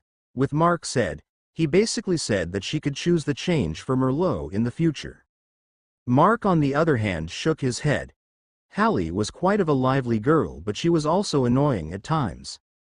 Like typical female anime characters. It was also the same trait that made others unable to hate her after knowing her. As what she was thinking, Mark knew about it while looking at her face. However, he was fine for this. It could be treated as her privilege for actively taking care of the blood children. About what Mark said, he was also filled with expectations. The accidental change in Miracle and Oracle opened a whole lot of doors for him. It also made him feel some regrets. If he took Chameleon's ability back then, he might be able to make camouflage equipment with the help of the blood children. Well, who would have thought that it would come to this anyway? Who knew that the blood children would exist in the first place? Who knew that he would have this kind of ability? Mark looked at the psi crystal embedded on his arm. Everything was because of this and he was thankful. Hallie and the others had already seen that crystal on Mark's arm, but none of them was asking about it since he did not say anything himself. Still, every time the crystal was exposed, they would still glance at it with curiosity. The crystal flashed light for a split second and an empty, physical crystal appeared on his palm. Hallie, open your mouth. What? Why? Hallie was dumbfounded. As she opened her mouth to ask why, a crystal was tossed into her mouth. She immediately tried to spit it out, but the crystal suddenly crumbled to a puff of smoke that entered her body. She looked at Mark with her eyes filled with confusion. She looked rather teary as her body started to heat up. She started to fall down after her face started to flush reddish. Even with her body falling weaker, she tried to struggle to maintain standing up, but her body still gave way. When she fell down, Mark hurriedly caught her. She could only weakly stare at him hatefully before she fell unconscious. My lord, what did you do? Emihan flew to his shoulder and asked while she stared at Hallie warily. Even though Hallie was already unconscious, the little sylph was still afraid of her. It was not because she was mean, but every time Hallie was able to, she would approach Emihan with fervent eyes, which made Emihan remember the duende from the other side of the mountain. Because of that, she would rather stay away from her. Just a little upgrade. She'll be fine and feel even better after she wakes up later. She'll be a little angry though. Well, finally some peace and quiet. Mark replied as he laid Hallie down to the side of the hut where a blanket was laid down. It was where he laid down when he was searching his head for ideas. This time, Hallie would lay down here while her body undergo her evolution. Since last night after the battle and while he was designing things, he had this idea. After all, he could now access that psi crystal, and the crystals being stored inside it. Right now, he had an accumulated number of 70+ crystals, which was quite a lot.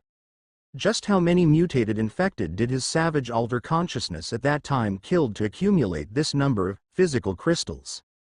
Still, he was thankful about this. Using these crystals, he could cultivate his own army of evolvers and would have no problem in gathering abilities of mutators. His most important goal right now was to elevate the strength of the people here, especially those who were truly loyal to him, especially Hallie and Nicole. Jolene had already evolved naturally, so Huey would be next and then Trisha. About Ed and Ron, he was still not decided about them.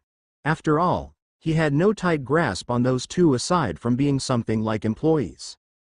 Jolene had already regarded him as her combat teacher and master, while Huey was her lover and Trisha was her closest friend. This would ensure that these three would less likely to go against him in the future and made them worth nurturing. After he elevated their strengths in the next few days, he would go to the settlements on the other side of the mountains to the east. It was to deal with the problem with manpower in the base while he also tried to find if there was a way for him to contact his group at Base City. Because of the barrio being a tourist stop, he found maps there which gave him the information he needed about the place and even the terrain around the area. Behind the mountains at the east and past the northward flow of Ungos River, there should be the municipality of Infanta, Quezon. It was not a very advanced place and could even be considered a rural area for the most part, but that place still had its malls and commercial areas. It was likely for him to be able to find other ways for communication, and if lucky, he might be able to find another satellite phone. Mark stretched his arms and back. Even though he was able to thwart some of his urges away, some still lingered. He really wanted to play some video games now, but there was no way for him to be able to. Maybe he could find something to deal with this emptiness when he get to the town later on. As for the manpower, he had some ideas. He just had to prepare a few things and he would surely find people that would loyally follow him. Is that Nicole? Mark peeked out of the window and saw Nicole from afar coming towards his direction. She had something on her hands.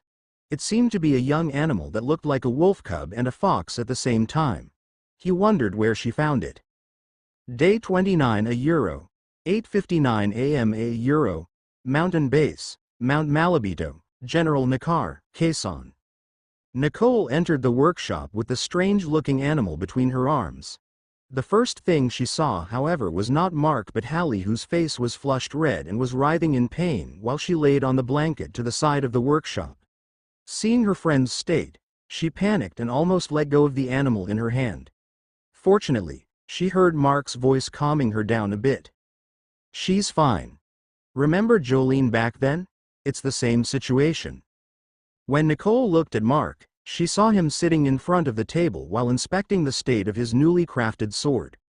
The sword looked more like a crystal than a metal or glass sword, and it had ornamental design that made it look like something that princesses in fantasy stories would use. The appearance made it look like a toy in most people's perspective, but right now, Mark took a 2x2 block of wood and hacked the sword towards it. The block of wood was splendidly split into two, making him nod in satisfaction.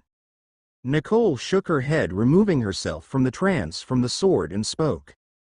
"You said that Hallie's the same as Jolene that time. How? I mean, Jolene almost died back then, and if I recall correctly, that Sherwin had the same experience before they evolved, wasn't it? Then why is Hallie a?" She lowered her body and touched Hallie's forehead. It was burning with high fever that it almost made it look like that it was going to be fatal. What Mark said had really confused her, since there was no danger here for this to happen. "Wait a Dangare a." Nicole, like an unoiled gear, turned her head towards Mark.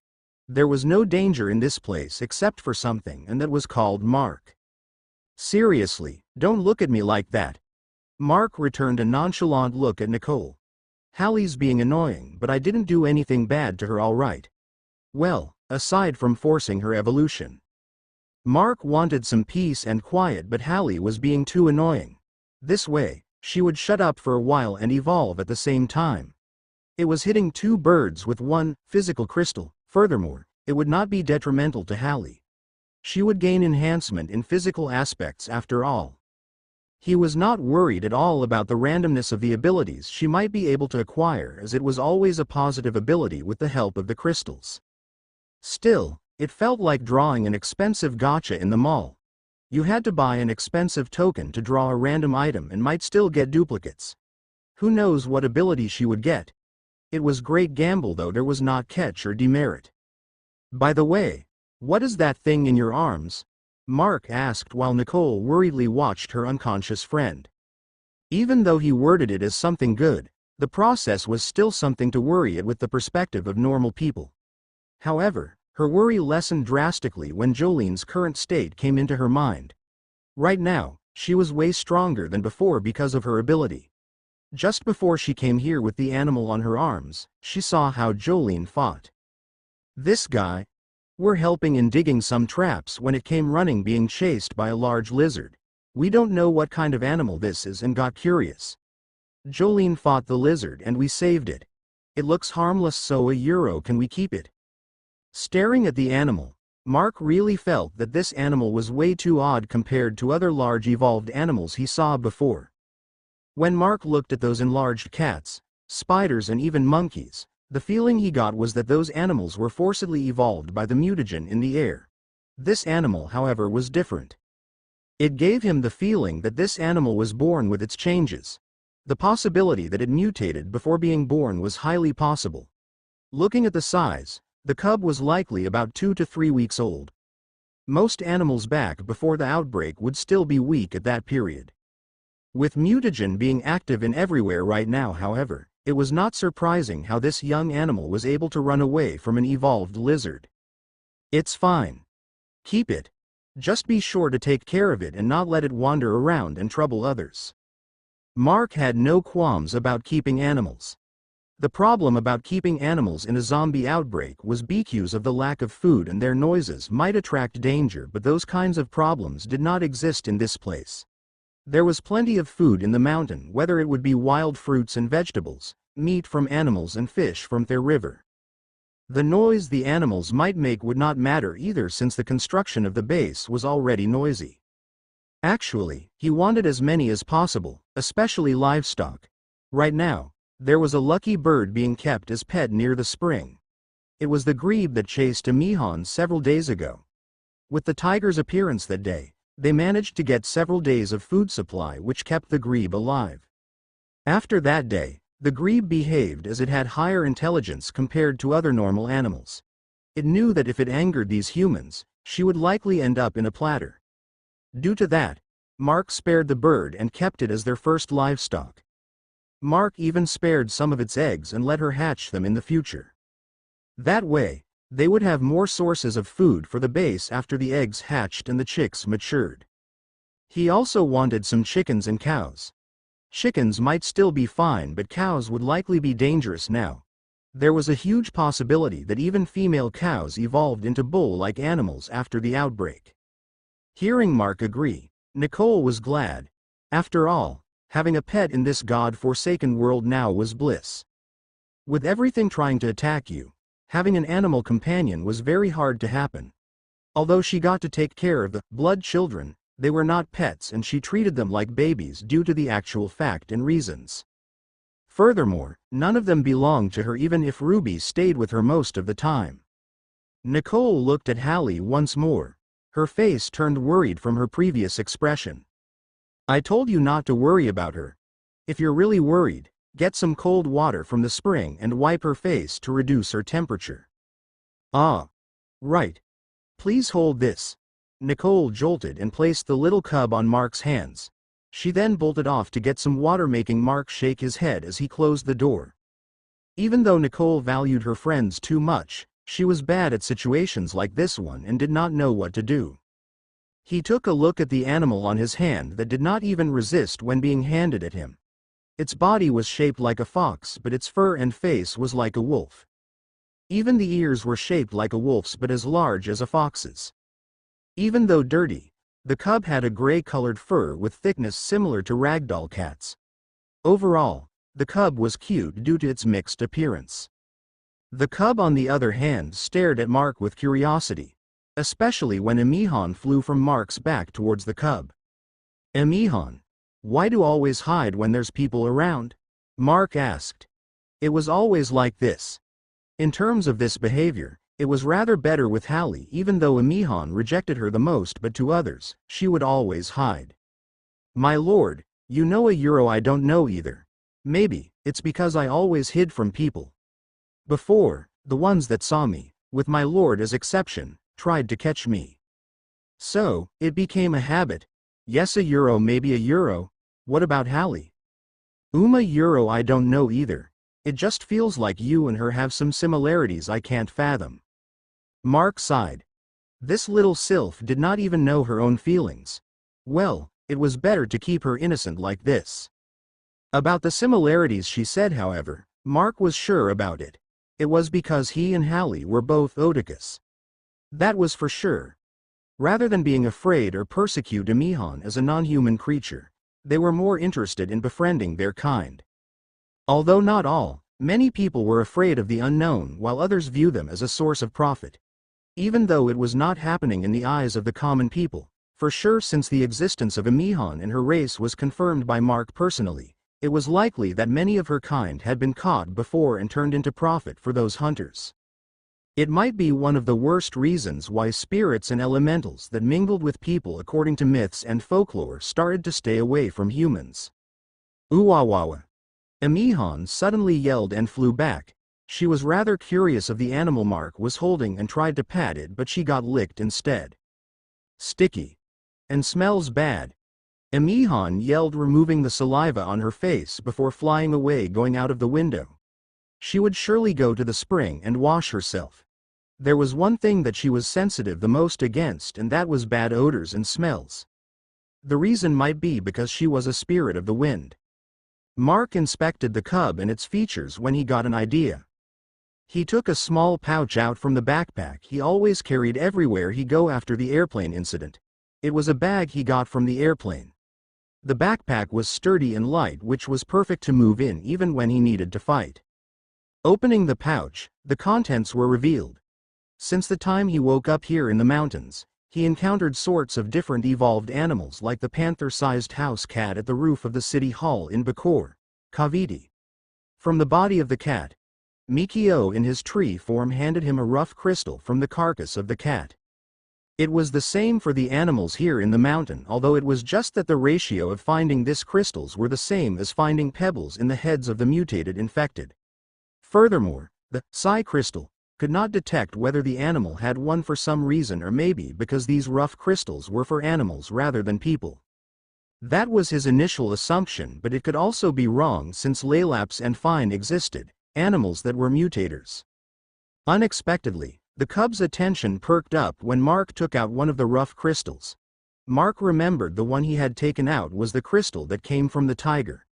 He managed to differentiate it since he noticed that animals with stronger and stranger evolutions tend to have smoother-looking crystals than weaker ones.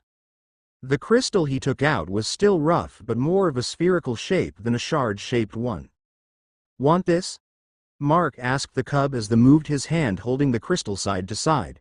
Like a dog that saw a delicious treat, the cub followed Mark's hand. Its mouth was open with its tongue was hanging and panting excitedly. Gurauru. The cub let out a strange-sounding sound which surprised Mark a little. He expected it to sound like a wolf, a fox, or worst, a dog. However, euro. "What the hell are you?" Mark suddenly asked. After all, the cub's voice had a cute young pitch, but the sound was out of this world and outright disturbing. Of course, there was no answer aside from several more strange sounds. Still, Mark knew that it was practically begging. Since the cub wanted it, it should be fine to give one. Mark placed the cub on the table, which immediately became afraid after being suddenly surrounded by the curious, blood children. But even though it was afraid, it was still staring at the crystal on Mark's hand. Mark placed the crystal on his palm and moved it towards the snout of the cub. The cub took the crystal slowly as if afraid that Mark would suddenly hit it or Mark pulls his hand back. It bit the crystal and took it away from Mark's hand. After taking the crystal, it faced its head up and opened its mouth, letting the crystal get swallowed whole. Gura or. Suddenly, the cub roared with its cute voice and all its thick dirty fur fell on the table. Now, there was a bald unknown cub on the table, which not only flabbergasted Mark but also made him worried. Nicole would not blame him, right? Creak. Someone opened the door. For sure, it was Nicole who brought back water. Puff. The door opened and Nicole came in. Mark was not here anymore. Thinking that Mark went somewhere, Nicole proceeded to nurse Hallie, who was left suffering. Her eyes neglected the little hairless cub on the table staring at her excitedly. Gurawr. The cub roared to call her. When she looked back on the table, her eyes went wide. She lost the grip on the pail and it fell on the floor. The pail tipped to the side as it fell and most of the water splashed on the unconscious Hallie.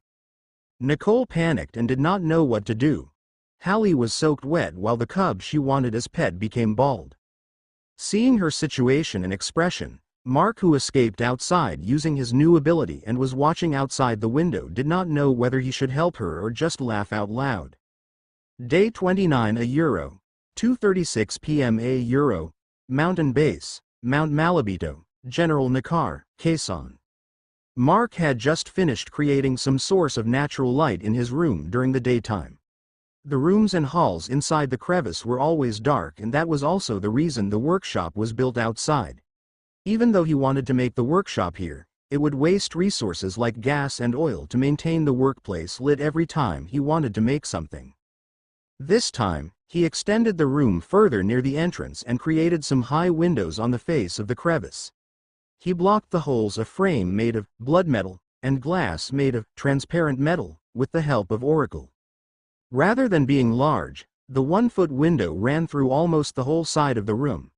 The long window provided the necessary light needed near the window, which made him a bit satisfied. There was also no need to sweep the dust on the floor since Amihan was already blowing the dust away. Clang! Clang! The bell hanged above his working table inside the room made some sounds. It was a bell tied to a thin metal thread with a chain at the end. The chain was hanging at the side of the main door on the face of the crevice. With the bell making those sounds, Hallie should have woken up already. When the disaster happened this morning, where Mark decided to run away with Oracle and Crimson in his arms, he told Jolene and Trisha to help Nicole with her predicament.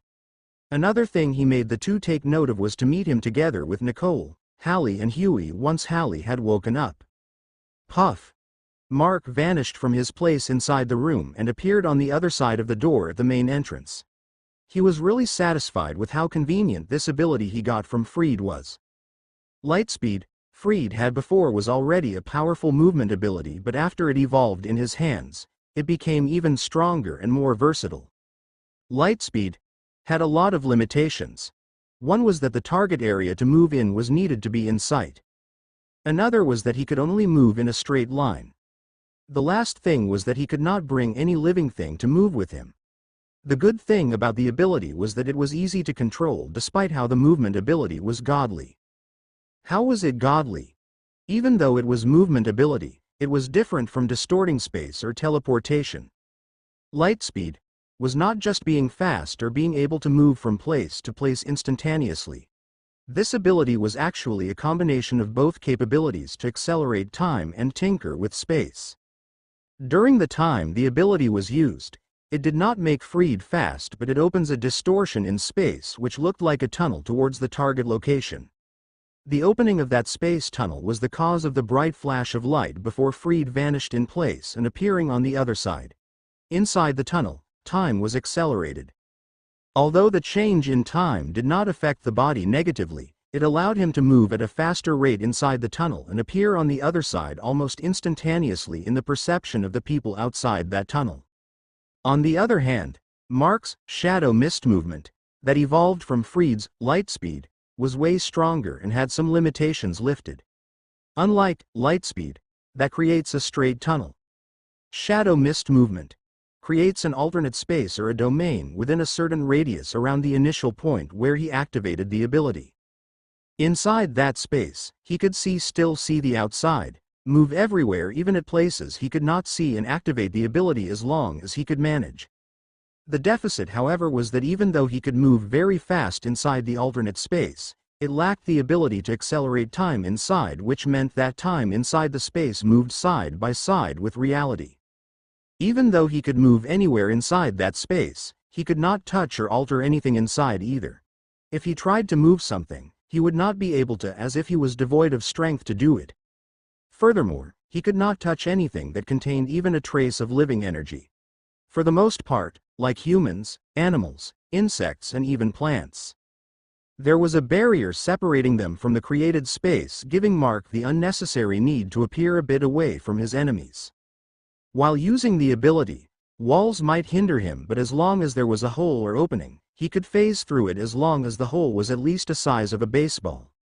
Even though outside the space, it would just appear like mist entering the hole. Inside, Mark was actually moving through a space distortion where the hole was enlarged for him to go through like a portal. Another upside was that the space was at the shape of a sphere. If he wanted to and activated the ability while moving upwards, he would be able to move in the air at the expense of higher energy consumption. Different from the ground where he could propel himself forward to accelerate before entering the space, the only force he could get while flying was to fall down after exiting the space.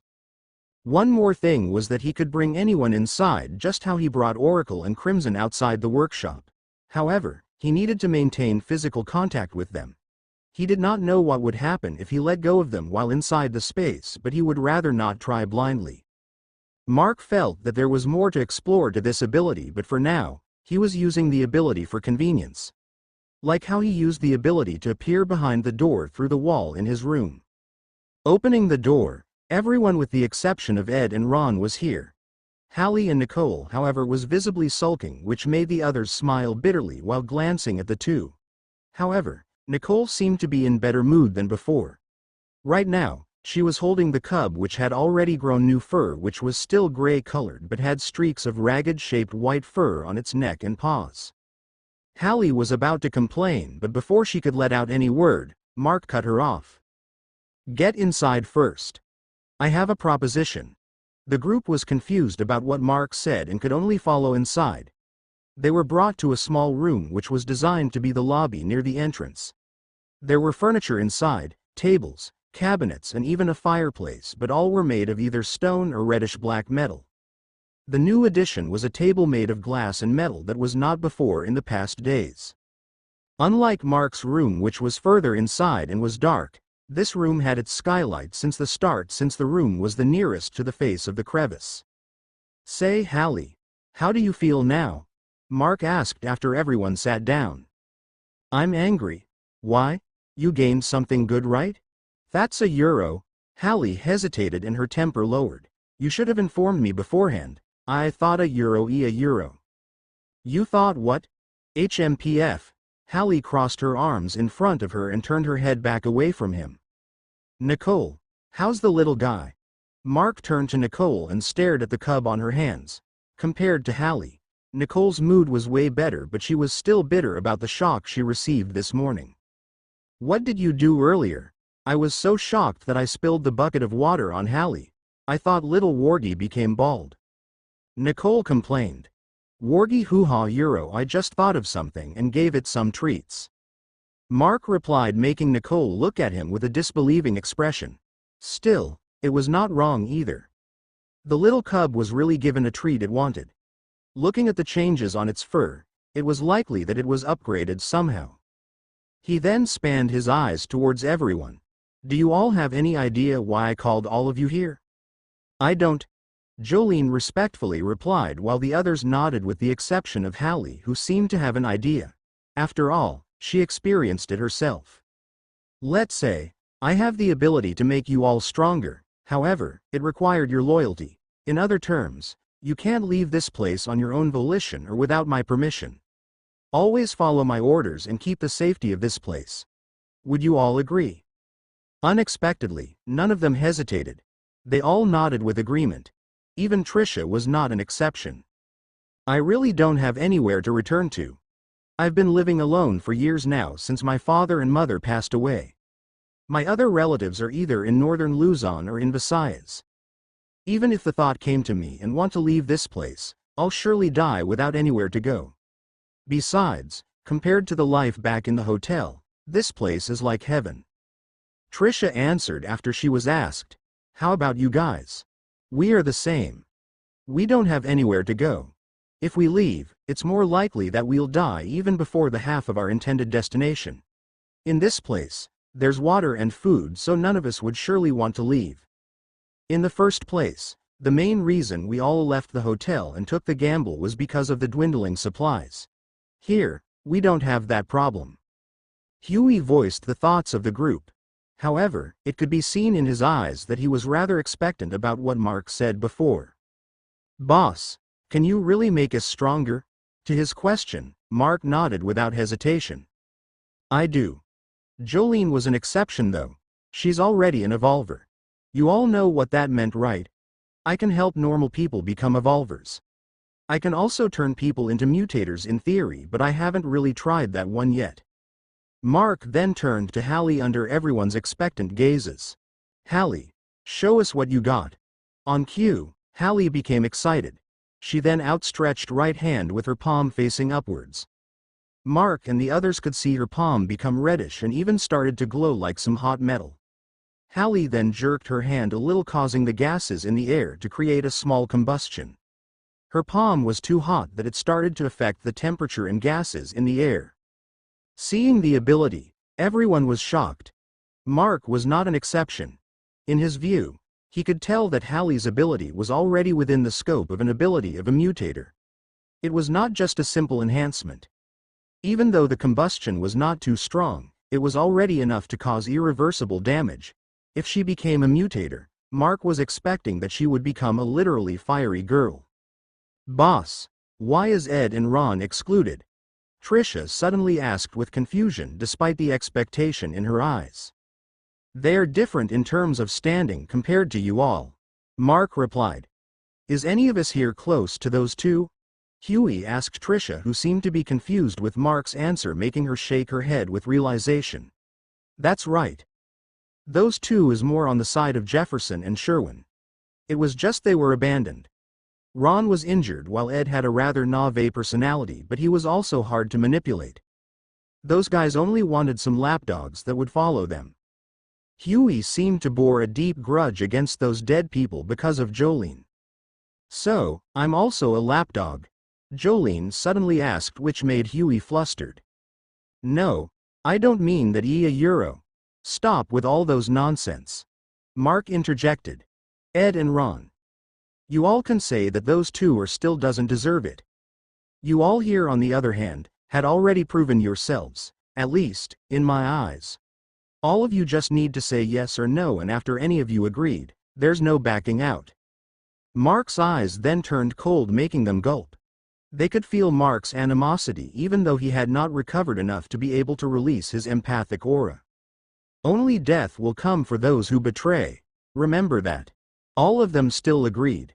As none of them would be able to survive the apocalypse on their own, they needed Mark's help. One by one, with the exception of Hallie and Jolene, everyone consumed a crystal and fell unconscious with high fever. Mark went back to his work and called unto Amihan, who was hiding behind the door, while the two remaining girls worked on taking care of the three unconscious people. Day 30 euro, 10:52 a.m. euro, Mount Malabito, General Nakar, Quezon. The night had passed and now, Mark was watching everyone test their newly acquired abilities as evolvers. Fortunately, none of them needed Mark's, Hallie's or even Jolene's intervention in order to succeed like how Mark helped Iola back then. Everyone made it smoothly, though they suffered from pain and fever for almost half of the day. During their period of suffering, Mark was able to observe more things about how human evolution, with mutagen being the catalyst, proceeded. Like he theorized before, the span of time a person needed to finish the enhancements of their bodies varied, but it was not all. Even the pain and temperature of fever also varied depending on the abilities they were developing at that time. Back then, he only observed the changes of May and Iola, which evolved at different times, creating the deficit of information. Now, however, he was able to observe three people ongoing with their evolution inside one confined space. During their changes, Trisha unexpectedly had the worst time. Her whole body was shivering and she was even moaning horribly of pain. From time to time, she even trashed her body around. This caused him to get off from his intended work and go back to help with the situation.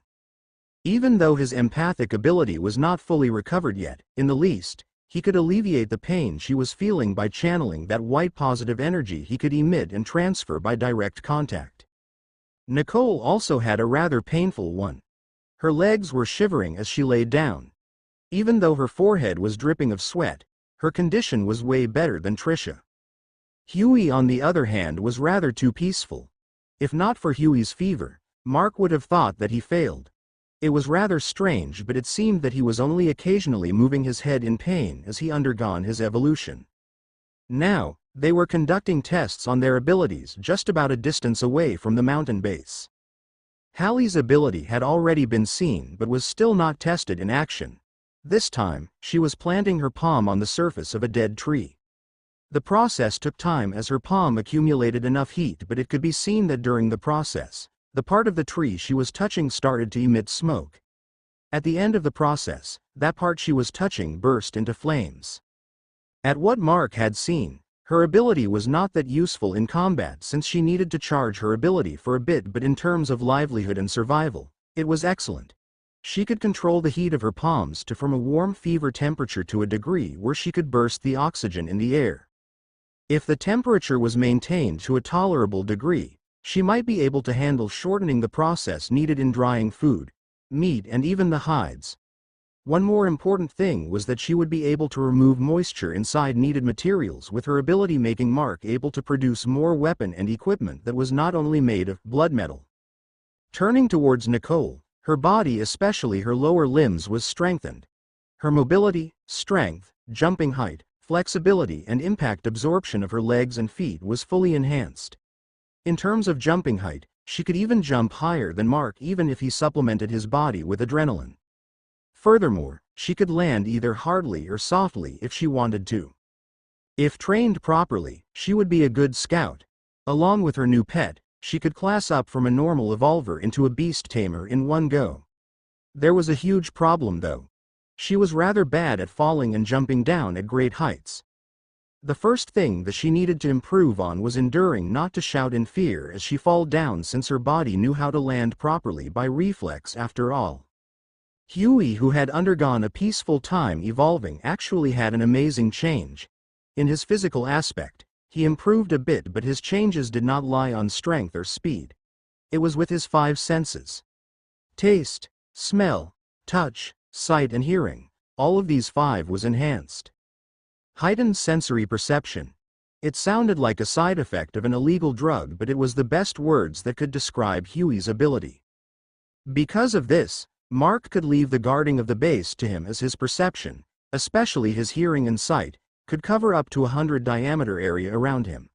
With the base having about 50 by 50 meters area, he could basically cover the whole base under his perception and still have another 50 meters outside the base to detect intruders and enemies. And last was Trisha, who unexpectedly received an overall increase in physical aspects. Although the increase did not reach the level of Nicole's ability, Trisha's lower limbs had about half of Nicole's strength, jumping ability and speed. Trisha's physical strength, speed and metabolism were fully enhanced overall at the same level. The most important part, however, was how her senses perception around her was also enhanced. Not at Huey's level and was way weaker, but it would be able to help at most situations. In terms of fighting aspects, she was an all-rounder and would be effective in position in a group, whether she needed to fight in close combat or fight in the rear. In Mark's eyes, these guys were good seedling to be nurtured. It could be said that the members of this group were characters in a very efficient and well-balanced RPG party. Nicole as scout, Jolene as the main fighter, Huey as the support, Trisha as the all-rounder and Hallie as the magician. That was the structure of their party. Emihan on his shoulder watched the results of her lord's activities with gleaming eyes. Although she did not voice it, she also wanted one, but Mark did not want to give her a physical crystal. The reason was because it was a high concentration of mutagen and was suited for human use. Emihan, on the other hand, was not human and her body was too small. Unexpectedly, Mark had not told her about the mental crystals yet. It was not because he was being secretive, but rather, he was being stingy. The number of mental crystals was too few, and only one crystal could be created once a year. Even though he had ideas he wanted to experiment in order to have more mental crystals, he was not able to try it yet. However, if he succeeded, Mark would not hesitate even if he needed to give Emihan 2. He never told anyone, but he had suspected that psychic infected would appear in the future. No, not only infected but also humans. Because of that, he needed a few extra mental crystals in order to harvest their abilities, especially the psychic abilities the hostile humans had. As for Freed's request to find the inheritors and retrieve the psychic abilities when being used in evil ways, he was not worried about lacking mental crystals from them. He only needed to kill them to make the ability lose its host and use the Psi crystal to turn the ability back into its crystal vessel. After all, it came from the crystal. It was the same for him. If he died, the psi crystal would retrieve the ability he inherited from Freed before the psi crystal would fly off to find the inheritor of Keeper, who was Iola according to Freed. Asterisk asterisk asterisk. While Hallie's group was happy about the bounty they received, the two men back at the mountain base felt rather left out. We're alone together again, aren't we? Ron could not help but sigh looking around the base that was devoid of people except for him and Ed. Yesterday, for some reason, Mark called unto everyone excluding these two men. "You're at it again?" Ed asked, since this was not the first time Ron was moping around about being lonely and left out. Ron looked at Ed with an awkward expression. Although he was aware of it, he could not stop and would occasionally remark about these things. He was a person with a thin presence and was always left out by other people. It was not like they did not see or avoided him, but they just tend to forget him most of the time. With a life like that, it was already a miracle that he was able to marry and have a child. His little girl was 7 this year and he took them to a vacation but ended up being caught up in this mess of a zombie apocalypse. In the end, after the outbreak first struck the hotel, he lost his wife and child. They were about to check out in the lobby that morning when they saw a lot of people who seemed to be waiting for their buses, and at the same time, the commotion started. Bloody, shocked and afraid, they were able to escape back into their room in the first floor of the hotel. However, it was already late. His beloved wife and child were bleeding with bites on their arms and shoulder. The moment he closed the door of the room, his wife attacked him and her child soon after. At that time, he could not kill his wife and child that had already turned and thus escaped and trapped her turned family inside that same room they spent their nights during this vacation trip. His family did not make it, but Ron was still alive. He decided to live and keep the memories of his family alive in his mind. Escape. Don't die. Daddy, it's painful. Those 2 sentences were the last words they said to him. Thinking about it made him feel lonelier. Stop making that face, all right. Ed tried to cheer Ron up. We're on the same boat here. Unlike those 5, we're on a different standing. The only thing we can do is to work wholeheartedly and gain their trust.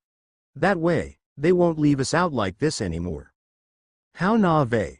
Ron smiled at Ed. Yeah, I get that a lot. Ed let out a single laugh. Well, at least it's likely to work. Besides, I don't think that you're a bad person, so it will work out.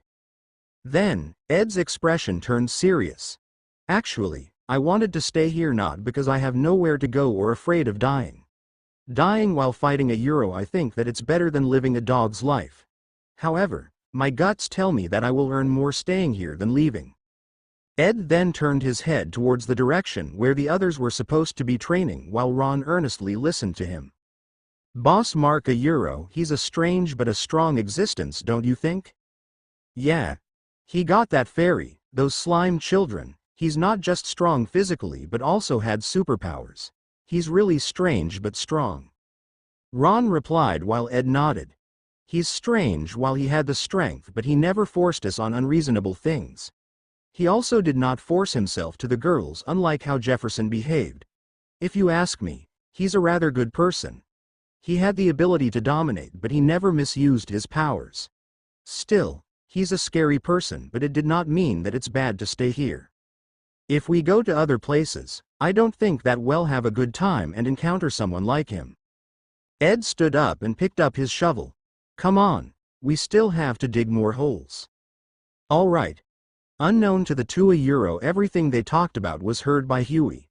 Huey suddenly smiled. If this was the case, it was good that the people in the base wanted everything to work out. Mark already told them that he would be leaving in about 2 or 3 days, and that was why they put importance in their training under him. His boss was going to the settlement where they initially wanted to go to see the situation and find more people to work at the base if he was able to.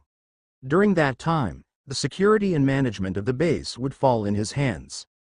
He should not disappoint his benefactor. Jolene, let's spar. Huey enthusiastically called unto Jolene. Since his perception was enhanced, he should at least be able to keep up to her movements. Are you sure? Jolene asked with both worry and enthusiasm. Sure, I'm ready to go. The two sparred for a bit and Huey was defeated miserably after moves.